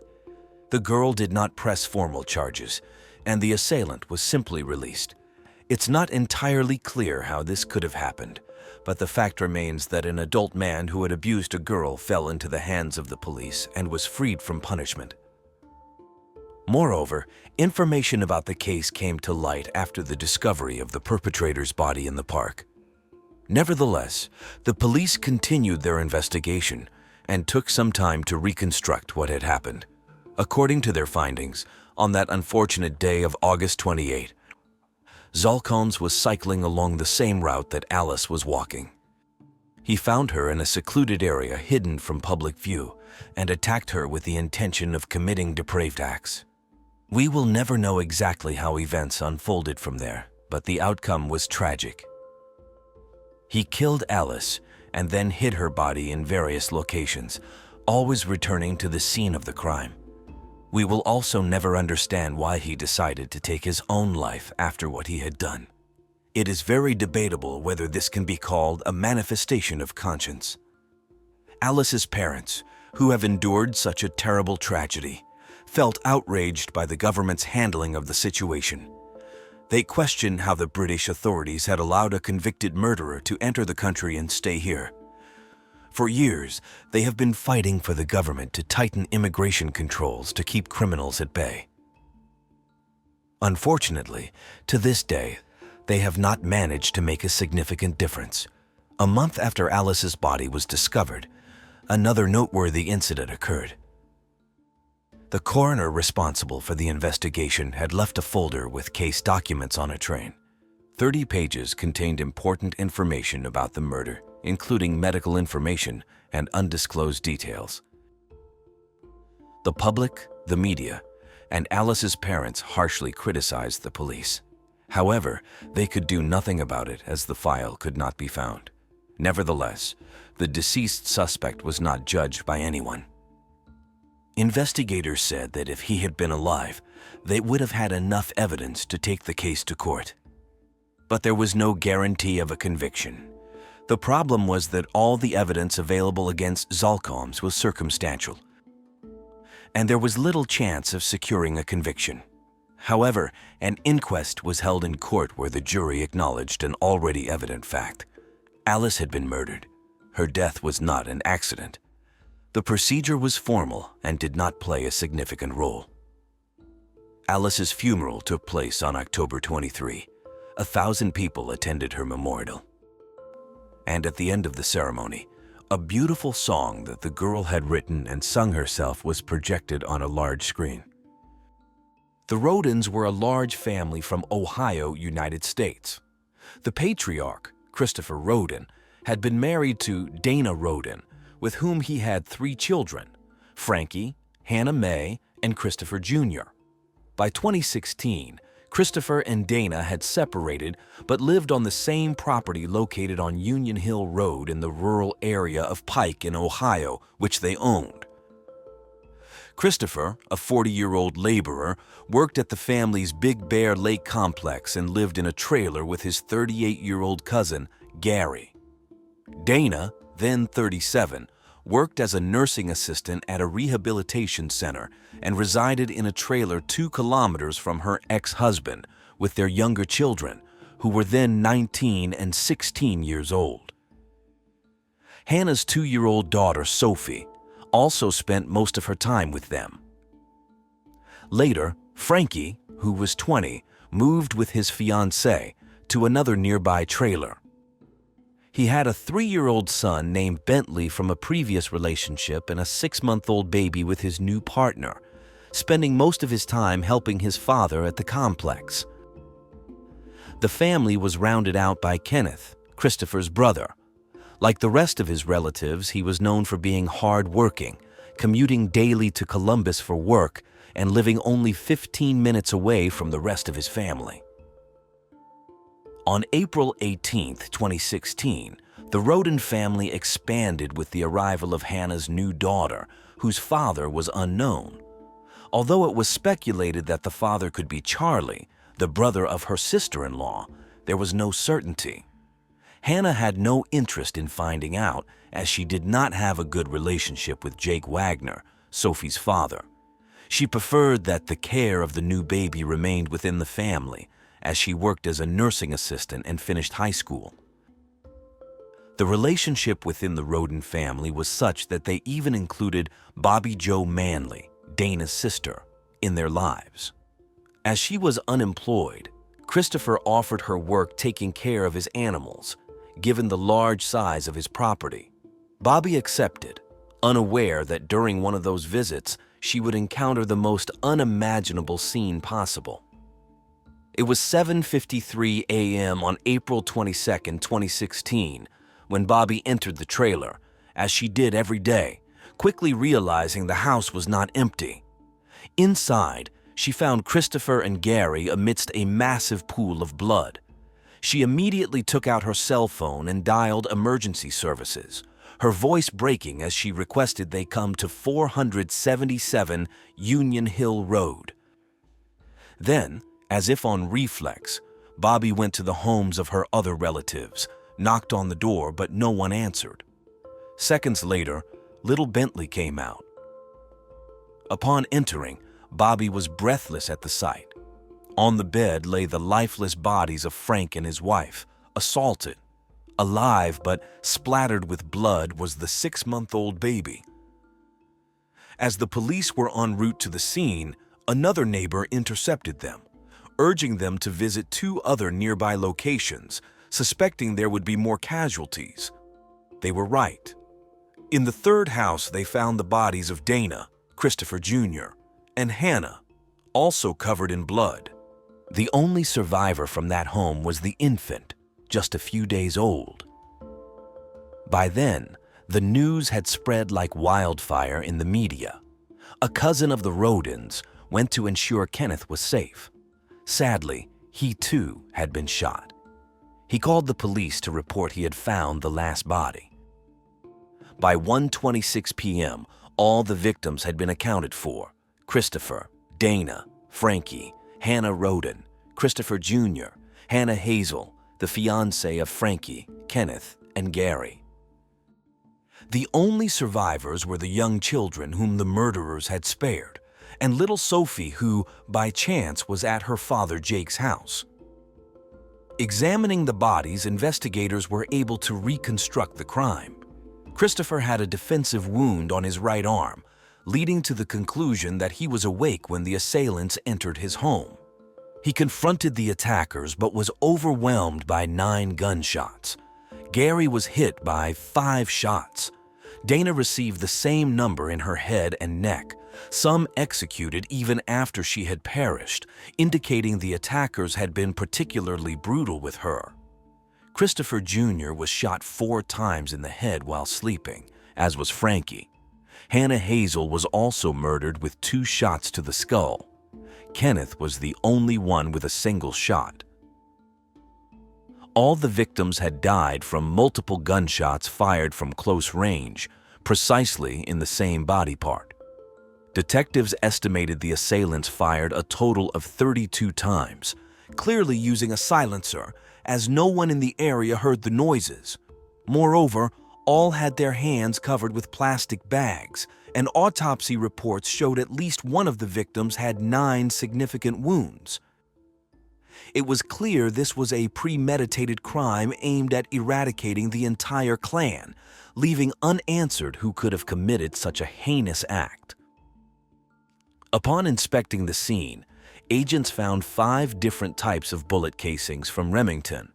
However, they also found another unused bullet from a different model, confirming their suspicion that more than one attacker was involved in the crime. While the victim's blood was present in all the trailers, none of it matched the DNA of the perpetrators. Detectives attempted to review security camera footage from the homes, but the cameras had been disconnected. These devices also lacked DNA, clearly indicating that the planners of the crime had meticulously covered their tracks. Just as they were running out of hope, the officers found something. In 3 of the 4 homes, there were marijuana grow operations, and one of them contained more than 200 plants. They quickly theorized that the Rodens were involved in drug trafficking, a common occurrence in Ohio, and speculated that the motive for the crime might have been a drug-related dispute. They investigated whether the family had connections to cartels or drug traffickers, but found nothing. The possibility of a family dispute over drug money was also considered, but led nowhere. Additionally, they found cockfighting rings in one of the trailers. However, illegal cockfighting did not seem to be the motive behind the incident. They were about to leave without discovering anything when a key testimony emerged. Dana's father told detectives that the killers had to be known to the family, as otherwise the dogs would have attacked them. This, combined with the lack of forced entry signs at any of the homes, narrowed the lines of investigation. Ohio Attorney General Mike DeWine stated it was a cold-blooded crime and that the killers were still at large and armed. Efforts were made to locate the rest of the Rodens' relatives to ensure their safety. 20 investigators combed through the state, searching every road and home, and interrogated every acquaintance of the family in an attempt to uncover what happened. This only caused a wave of panic in Pike County. Such was the uncertainty that a businessman named Jeff Ruby offered a reward of $25,000 for any tip that could help the police. Neighbors hung a sign on Christopher's barn door asking, "Do you know who killed us on April 22, 2016? In January 2017, the investigation yielded its first result, though it was only a side effect. A cousin of the Rodens named Josh was arrested for substance trafficking. However, the police had already determined that the amount of marijuana grown by the Rodens was not significant enough to suggest a cartel attack. Months passed, and the agents could not even find a motive after interviewing 550 people, gathering 1,100 tips, and examining 700 pieces of evidence. On April 13, 2017, the authorities had to break the hard news, announcing in the media that they did not have sufficient evidence to make any arrests. However, the police assured that they had some leads, which they could not yet make public. Days later, on the first anniversary of the incident, a mass and a small tribute were organized, attended by various authorities. The Pike massacre remained a topic of discussion for everyone. But by the time 2 years had passed, only the neighbors continued to show interest in the case. Not even the local press, the sheriff, or the prosecutor attended the second memorial service. It seemed the county's largest criminal investigation would be forgotten. That changed in June when an important announcement was made. The prosecutor's words proved true as he publicly stated for the first time that they were focusing on the Wagners, the family of Hannah's ex-partner. The individuals named were George, his wife Angela, both 47, and their two sons, George, 27, and Edward, 26, known as Jake. All lived in Peebles, 25 kilometers from where the crime occurred. By then, the Wagners had moved to Kenai, a small town in Alaska, taking with them little Sophie, who ended up in her father's custody after Hannah's death. Their reason for leaving the state was claimed to be their deep affection for the Rodins and the immense pain their deaths caused them. The prosecutor requested any information about the Wagners from the public, but it wasn't long before they returned. Running out of money, they had to move back to Ohio. As preparations for their arrest were underway, agents uncovered how the relationship between the two families ended in bloodshed. Jake Wagner met Hannah Rodin in high school when he was 18 and she was just 13. They went to prom together and became inseparable, which also brought the two families closer, sharing gatherings and celebrations. When Hannah was 15, she became pregnant with Jake's child. Shortly after Sophie's birth, Jake asked her to move in with him and his family, believing it would provide a healthier environment for the child. Hannah refused, feeling this was an attempt to control her. From then on, everything went downhill, with both wanting full custody of the girl and each family fighting for their own interests. On one occasion, Jake proposed that Hannah sign a document to share custody with him and his brother. Seeing Hannah's refusal, Jake began to threaten her, texting that he would take Sophie by force if necessary, and trying to manipulate her by saying that if she truly loved her daughter, she would know she needed to live with him. According to these messages, Jake believed the Rodins could harm the little girl. These conversations continued for 2 years, with Hannah refusing to live with the Wagners. In March 2015, she decided to end the relationship with Jake, citing his abusiveness. In one of her messages, she made it clear that he had hurt her and that she was tired of being pursued by him. These violent practices were common in the Wagner family, as George had managed to gain full custody of his son by threatening the child's mother with weapons. Things worsened when Hannah announced she was expecting a second daughter. Although she denied Jake was the father, he was not entirely convinced, given their resumed relationship. Far from respecting his ex-partner's wishes, he initiated a new dispute over paternity.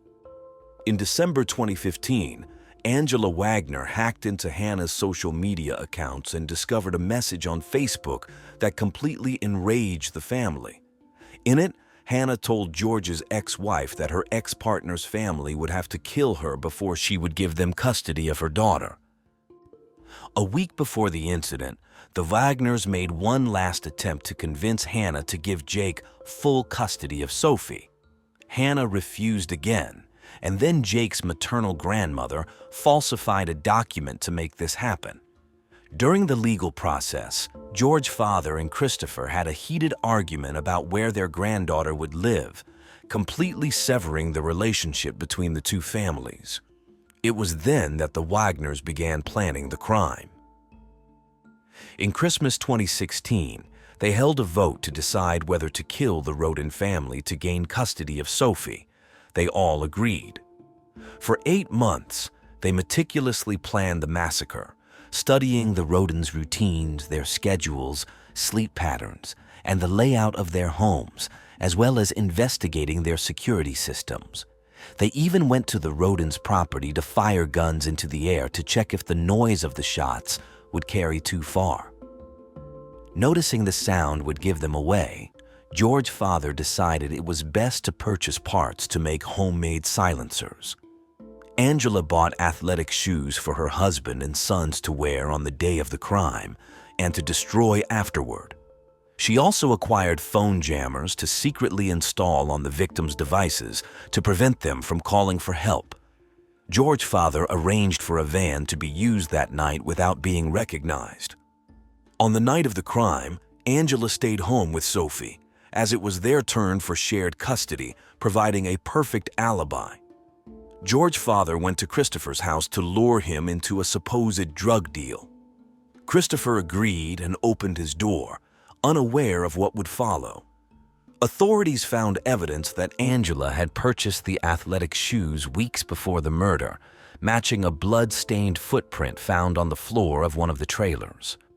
They also confirmed she had hacked her ex-daughter-in-law's account. Inspecting the Wagners' electronic devices, agents found internet searches on parental custody, indicating a clear obsession with controlling the children.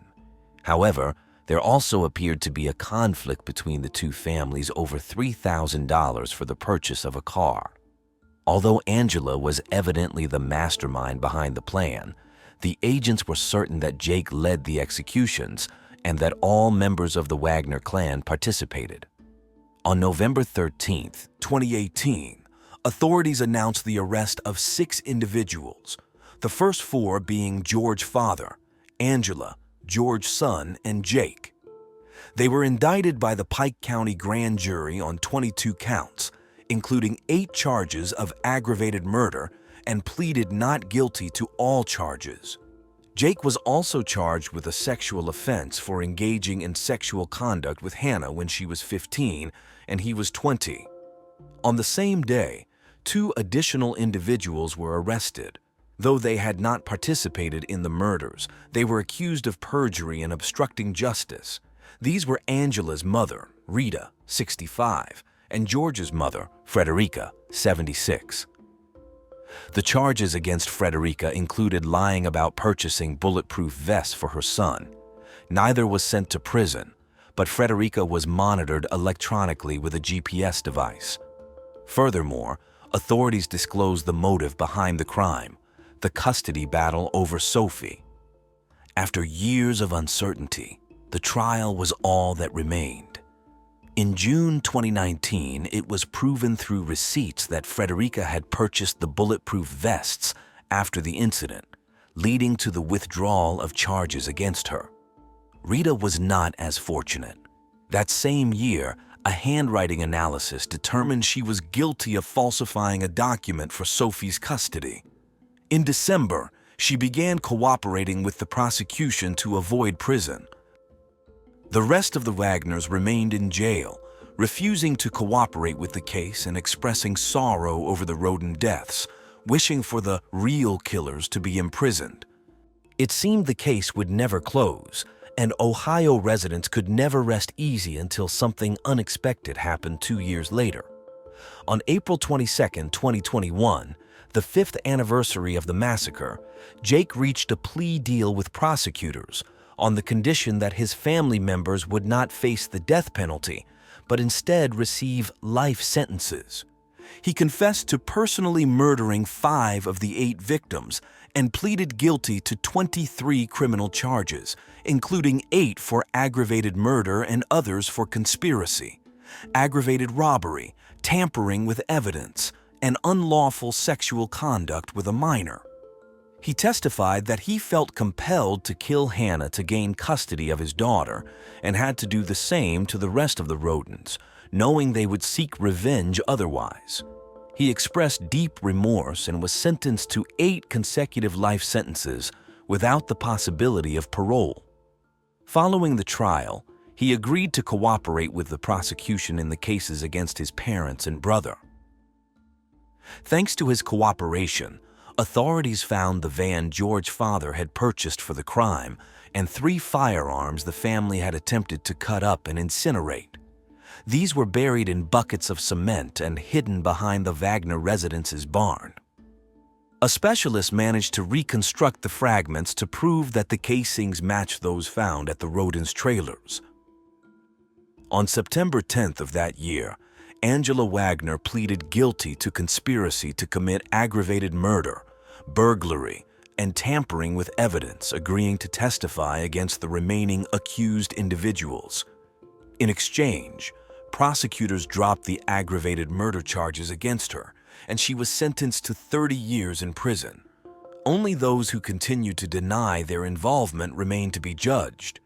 The trial against George Wagner's son began on August 28, 2022. The prosecutor called the defendant's ex-partner to testify, who had distanced herself from the family fearing for her life. The prosecution argued that George was complicit in planning, executing, and covering up the murders.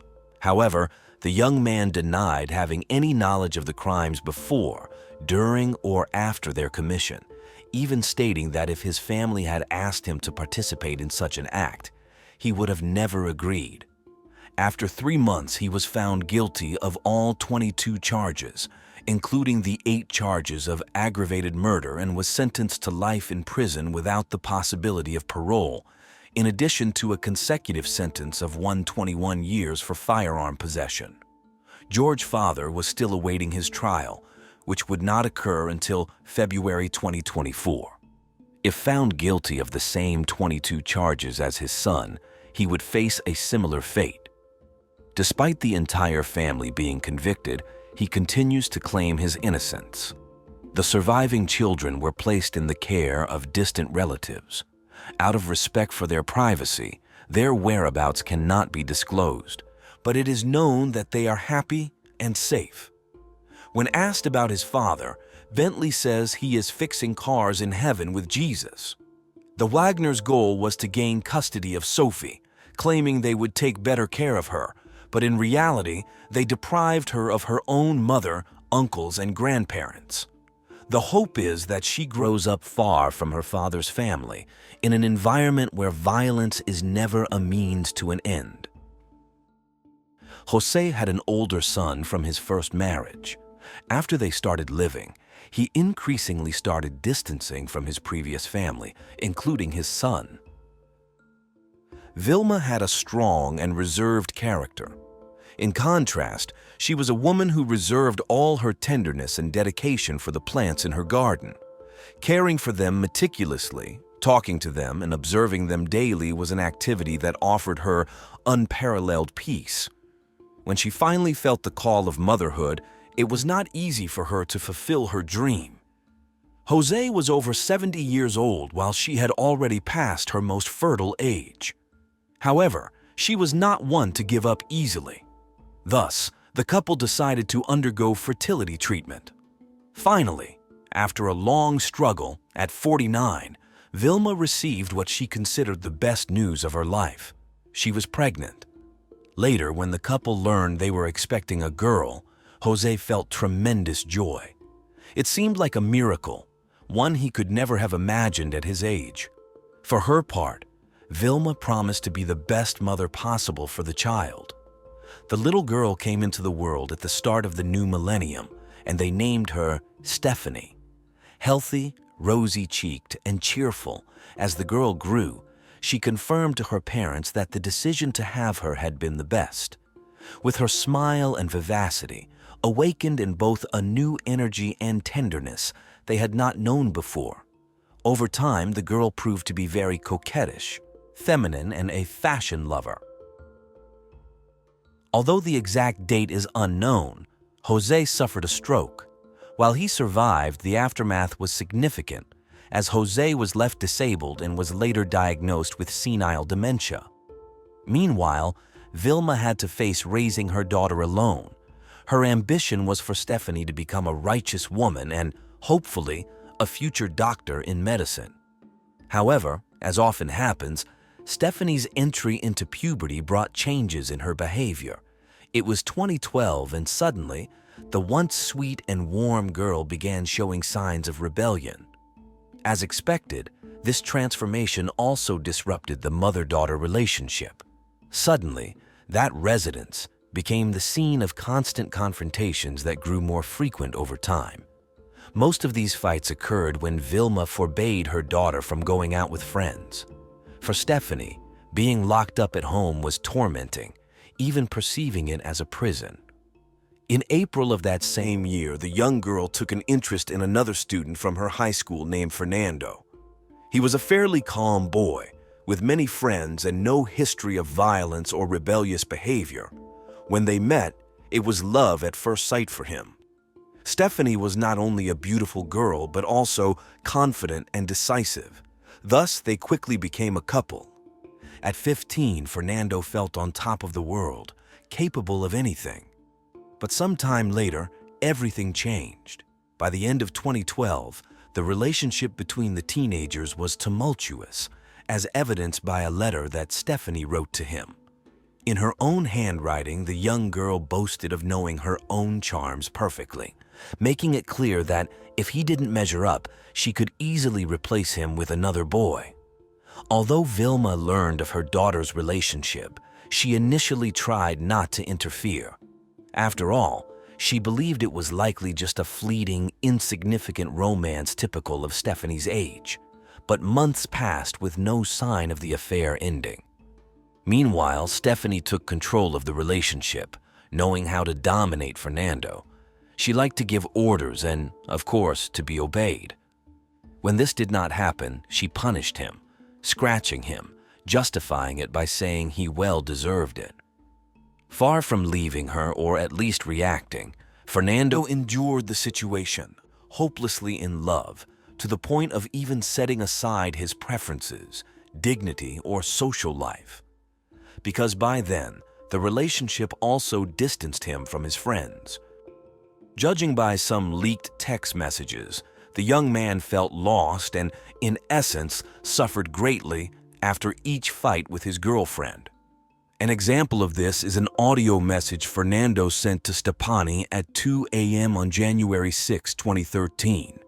Besides showing how insecure he was regarding her feelings, Fernando said some quite worrying things, talking about ending someone's life and seeking his girlfriend's support for these ideas. Although it was not clear to whom Fernando was referring, it was true that around that time Stephanie had started flirting with other young men.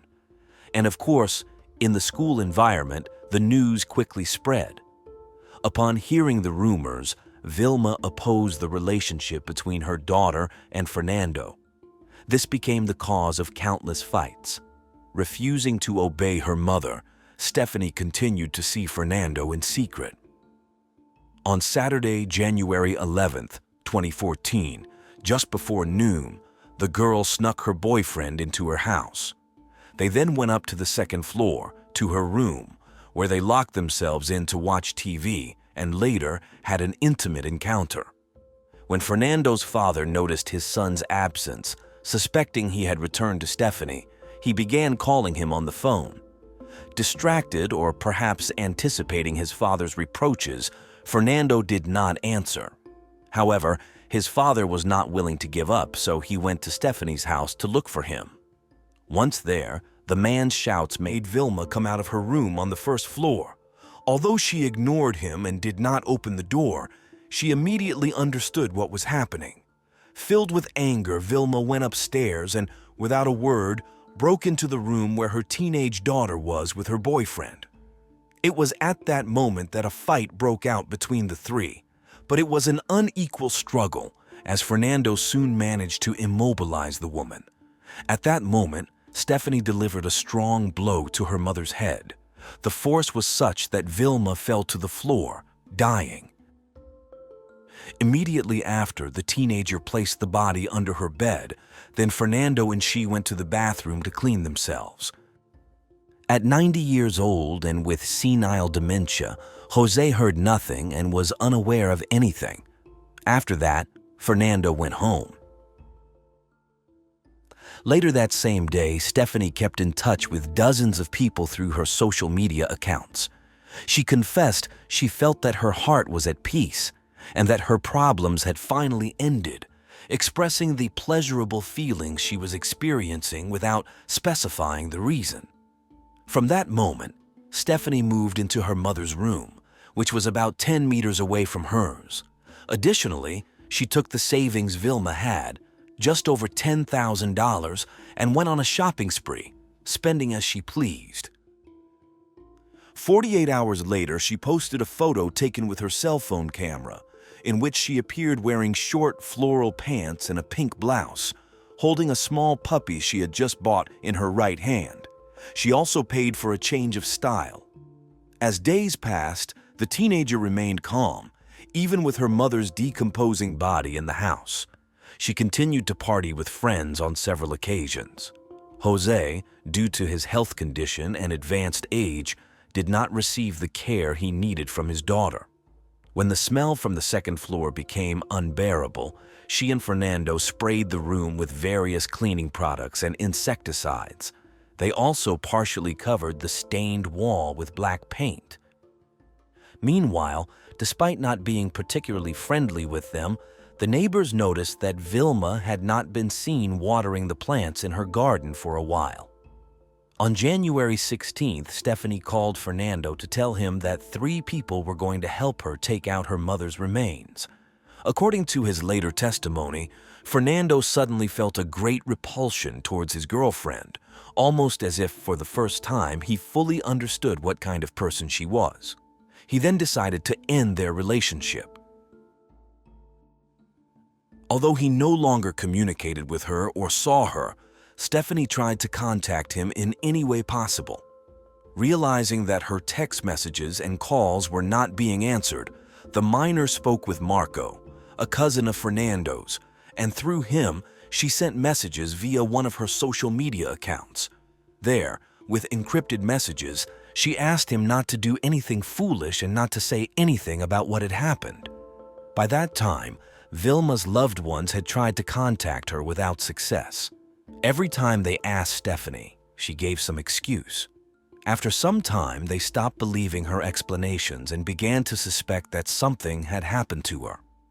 In early March 2014, Vilma's relatives reported her strange disappearance to the authorities. Consequently, on the night of Sunday, March 9th of that year, the police arrived at the house with them. When they did not receive a satisfactory response from Stephanie about her mother's prolonged absence, the officers broke into the property with the family's authorization. Once inside, they found Stephanie nervously giving them the runaround in an attempt to hinder the authorities' progress. But the young woman's efforts were in vain, as the strong smell and the flies buzzing all over the place only heightened the police's worst fears. Upon turning the key to the room, the macabre scene was revealed in a matter of seconds. For 57 days, Vilma's body had been there, in the room of the daughter. Forensic experts at the scene found a knife, which was taken for analysis to determine if it had been used to kill Vilma. The authorities immediately considered Stephanie the main suspect in the crime. However, in her version of events, she tried to absolve herself of any responsibility and accused Fernando. Within minutes, reporters swarmed the surroundings of the house. The head of the Criminal Investigation Division informed the press of what was known so far, based on the minor's statements. Thus, both the motive and the cause of Vilma's death were still under investigation. The 65-year-old woman's body was transferred for forensic examinations. Meanwhile, news cameras managed to enter the house and obtained images of the teenager's room. There, marks on the floor were still visible, despite the presence of several bottles of different elements, presumably used to erase them. It wasn't until the following day, Monday, March 10th, 2014, that the police formalized the request to initiate a process for violation of criminal law for the crimes committed by the 14-year-old minor. Consequently, Stephanie was forced to remain in a juvenile center for the duration of the process. In the early hours of Tuesday, amidst the tumult of reporters and neighbors, agents transferred Stephanie as some of those present shouted accusations at her. Due to her status as a minor, she wore her face semi-hidden with a cap. Nevertheless, she took advantage of the cameras and microphones to defend herself. During the police interrogation, Stephanie added more details to her version of events. This time, she said that her mother became enraged upon discovering her with her boyfriend and then hit her with an iron bar. At that moment, Fernando came to her defense and attacked Vilma, injuring her in the left eye. They struggled, and then he pulled out a knife. She took the blade from him and tried to attack him, but he crawled away and with another blunt object hit Vilma 3 more times in the head. The story continued with Stephanie going to the bathroom to clean the wound her own mother had inflicted on her. By that time, Vilma was already showing no signs of life, and Fernando also approached the sink to wash off the traces of the crime they had just committed. In conclusion, Stephanie only admitted to hiding the body. A few hours later, after being summoned by the authorities, Fernando appeared at the police station to give his testimony. He arrived accompanied by his father and his lawyer. The detectives heard from the young man that all responsibility for the crime lay exclusively with Stephanie. Furthermore, Fernando claimed that the girl was tired of the constant physical abuse she suffered at the hands of her mother. The boy recounted that the teenager used the same bar with which her mom had hit her several times. However, Fernando's version did not convince the police either, as he made serious contradictions during the interrogation. Consequently, the police decided that the young man should be held as the suspected co-author and accomplice of the homicide. It was up to the prosecution to decide whether to charge him. On the afternoon of March 12th, 60 days after the crime, Vilma's body was removed from the morgue and was taken directly to the cemetery, where she was buried in the presence of family and friends. One of the victim's nieces called for the maximum penalty for the two minors involved, adding that for teenagers, it seemed all too easy to kill without facing responsibilities. She also mentioned that Stephanie was very much loved by her mother and denied there was a bad relationship between them. Meanwhile, the prosecution's decision led to Fernando's arrest. The teenager was placed in a juvenile center. Experts concluded that he was a young man with a tendency towards introversion, easily influenced by a figure that generated emotional attachment. They also indicated that Fernando submitted to his partner's wishes, allowing himself to be manipulated to satisfy her desires, showing himself submissive and compliant out of fear of emotional abandonment. Regarding Stephanie, forensic psychologists saw that the young woman had psychopathological traits in her personality.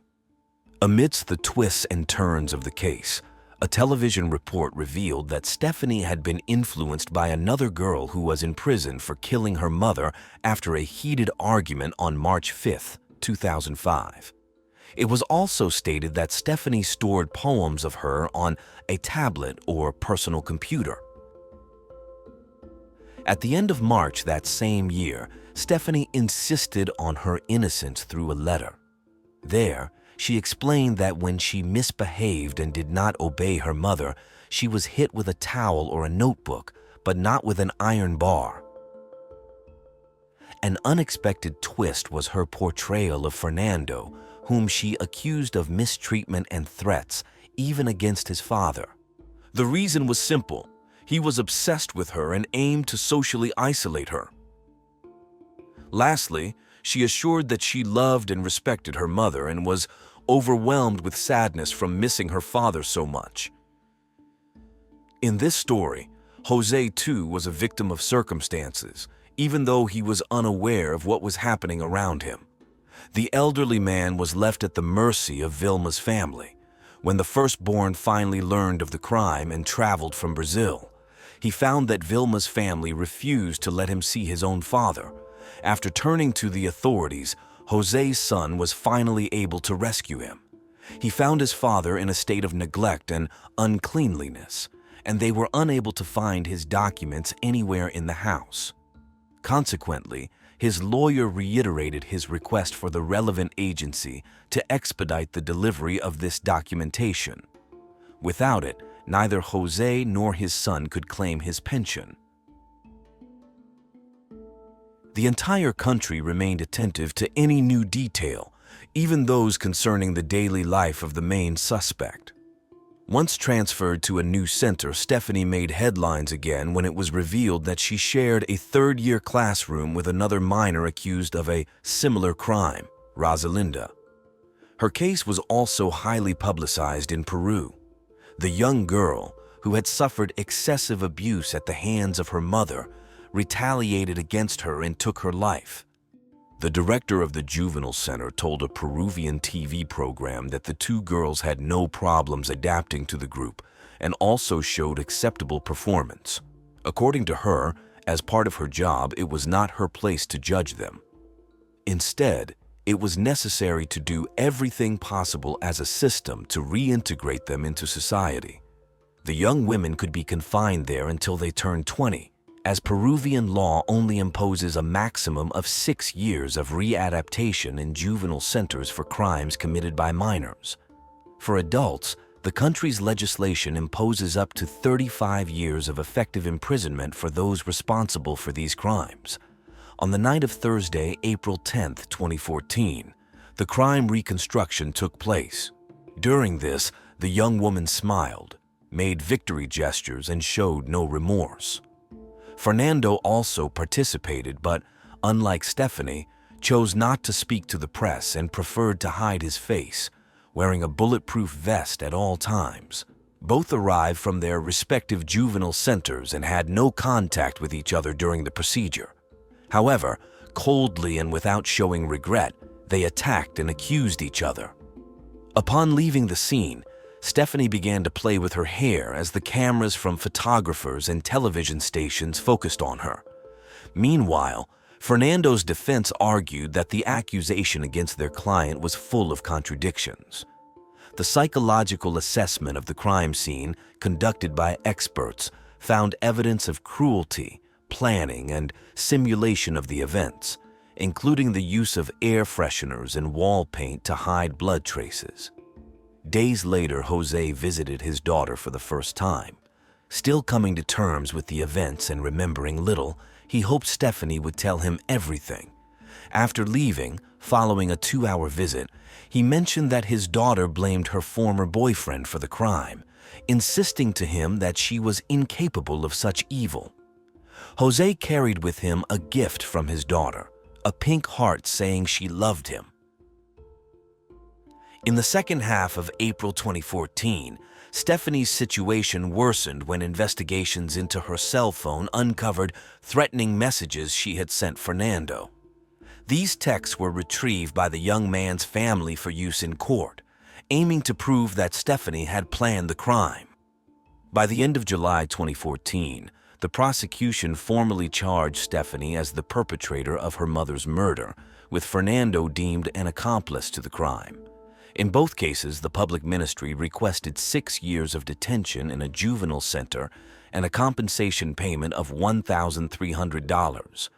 The prosecution's conclusions were based on the autopsy report, psychological assessments, and the crime scene psychological appraisal. Exclusive footage of Fernando in court was captured by a television camera. Walter, Fernando's father, was outraged by the verdict, insisting that there was no evidence incriminating his son. He believed that the inability to absolve Stephanie led to Fernando being charged as an accomplice. Contrary to the father's hopes, in October 2014, Fernando was sentenced to 4 years and 6 months in prison, while Stephanie received a 6-year sentence. After serving their sentences, Stephanie and Fernando were released, with no further updates on their lives made public. Yet, in Peru, the memory of this shocking story lingers, a story of a daughter whose miraculous birth filled her parents with joy, only to later become a figure far from the angel they had dreamt of spending their final years with.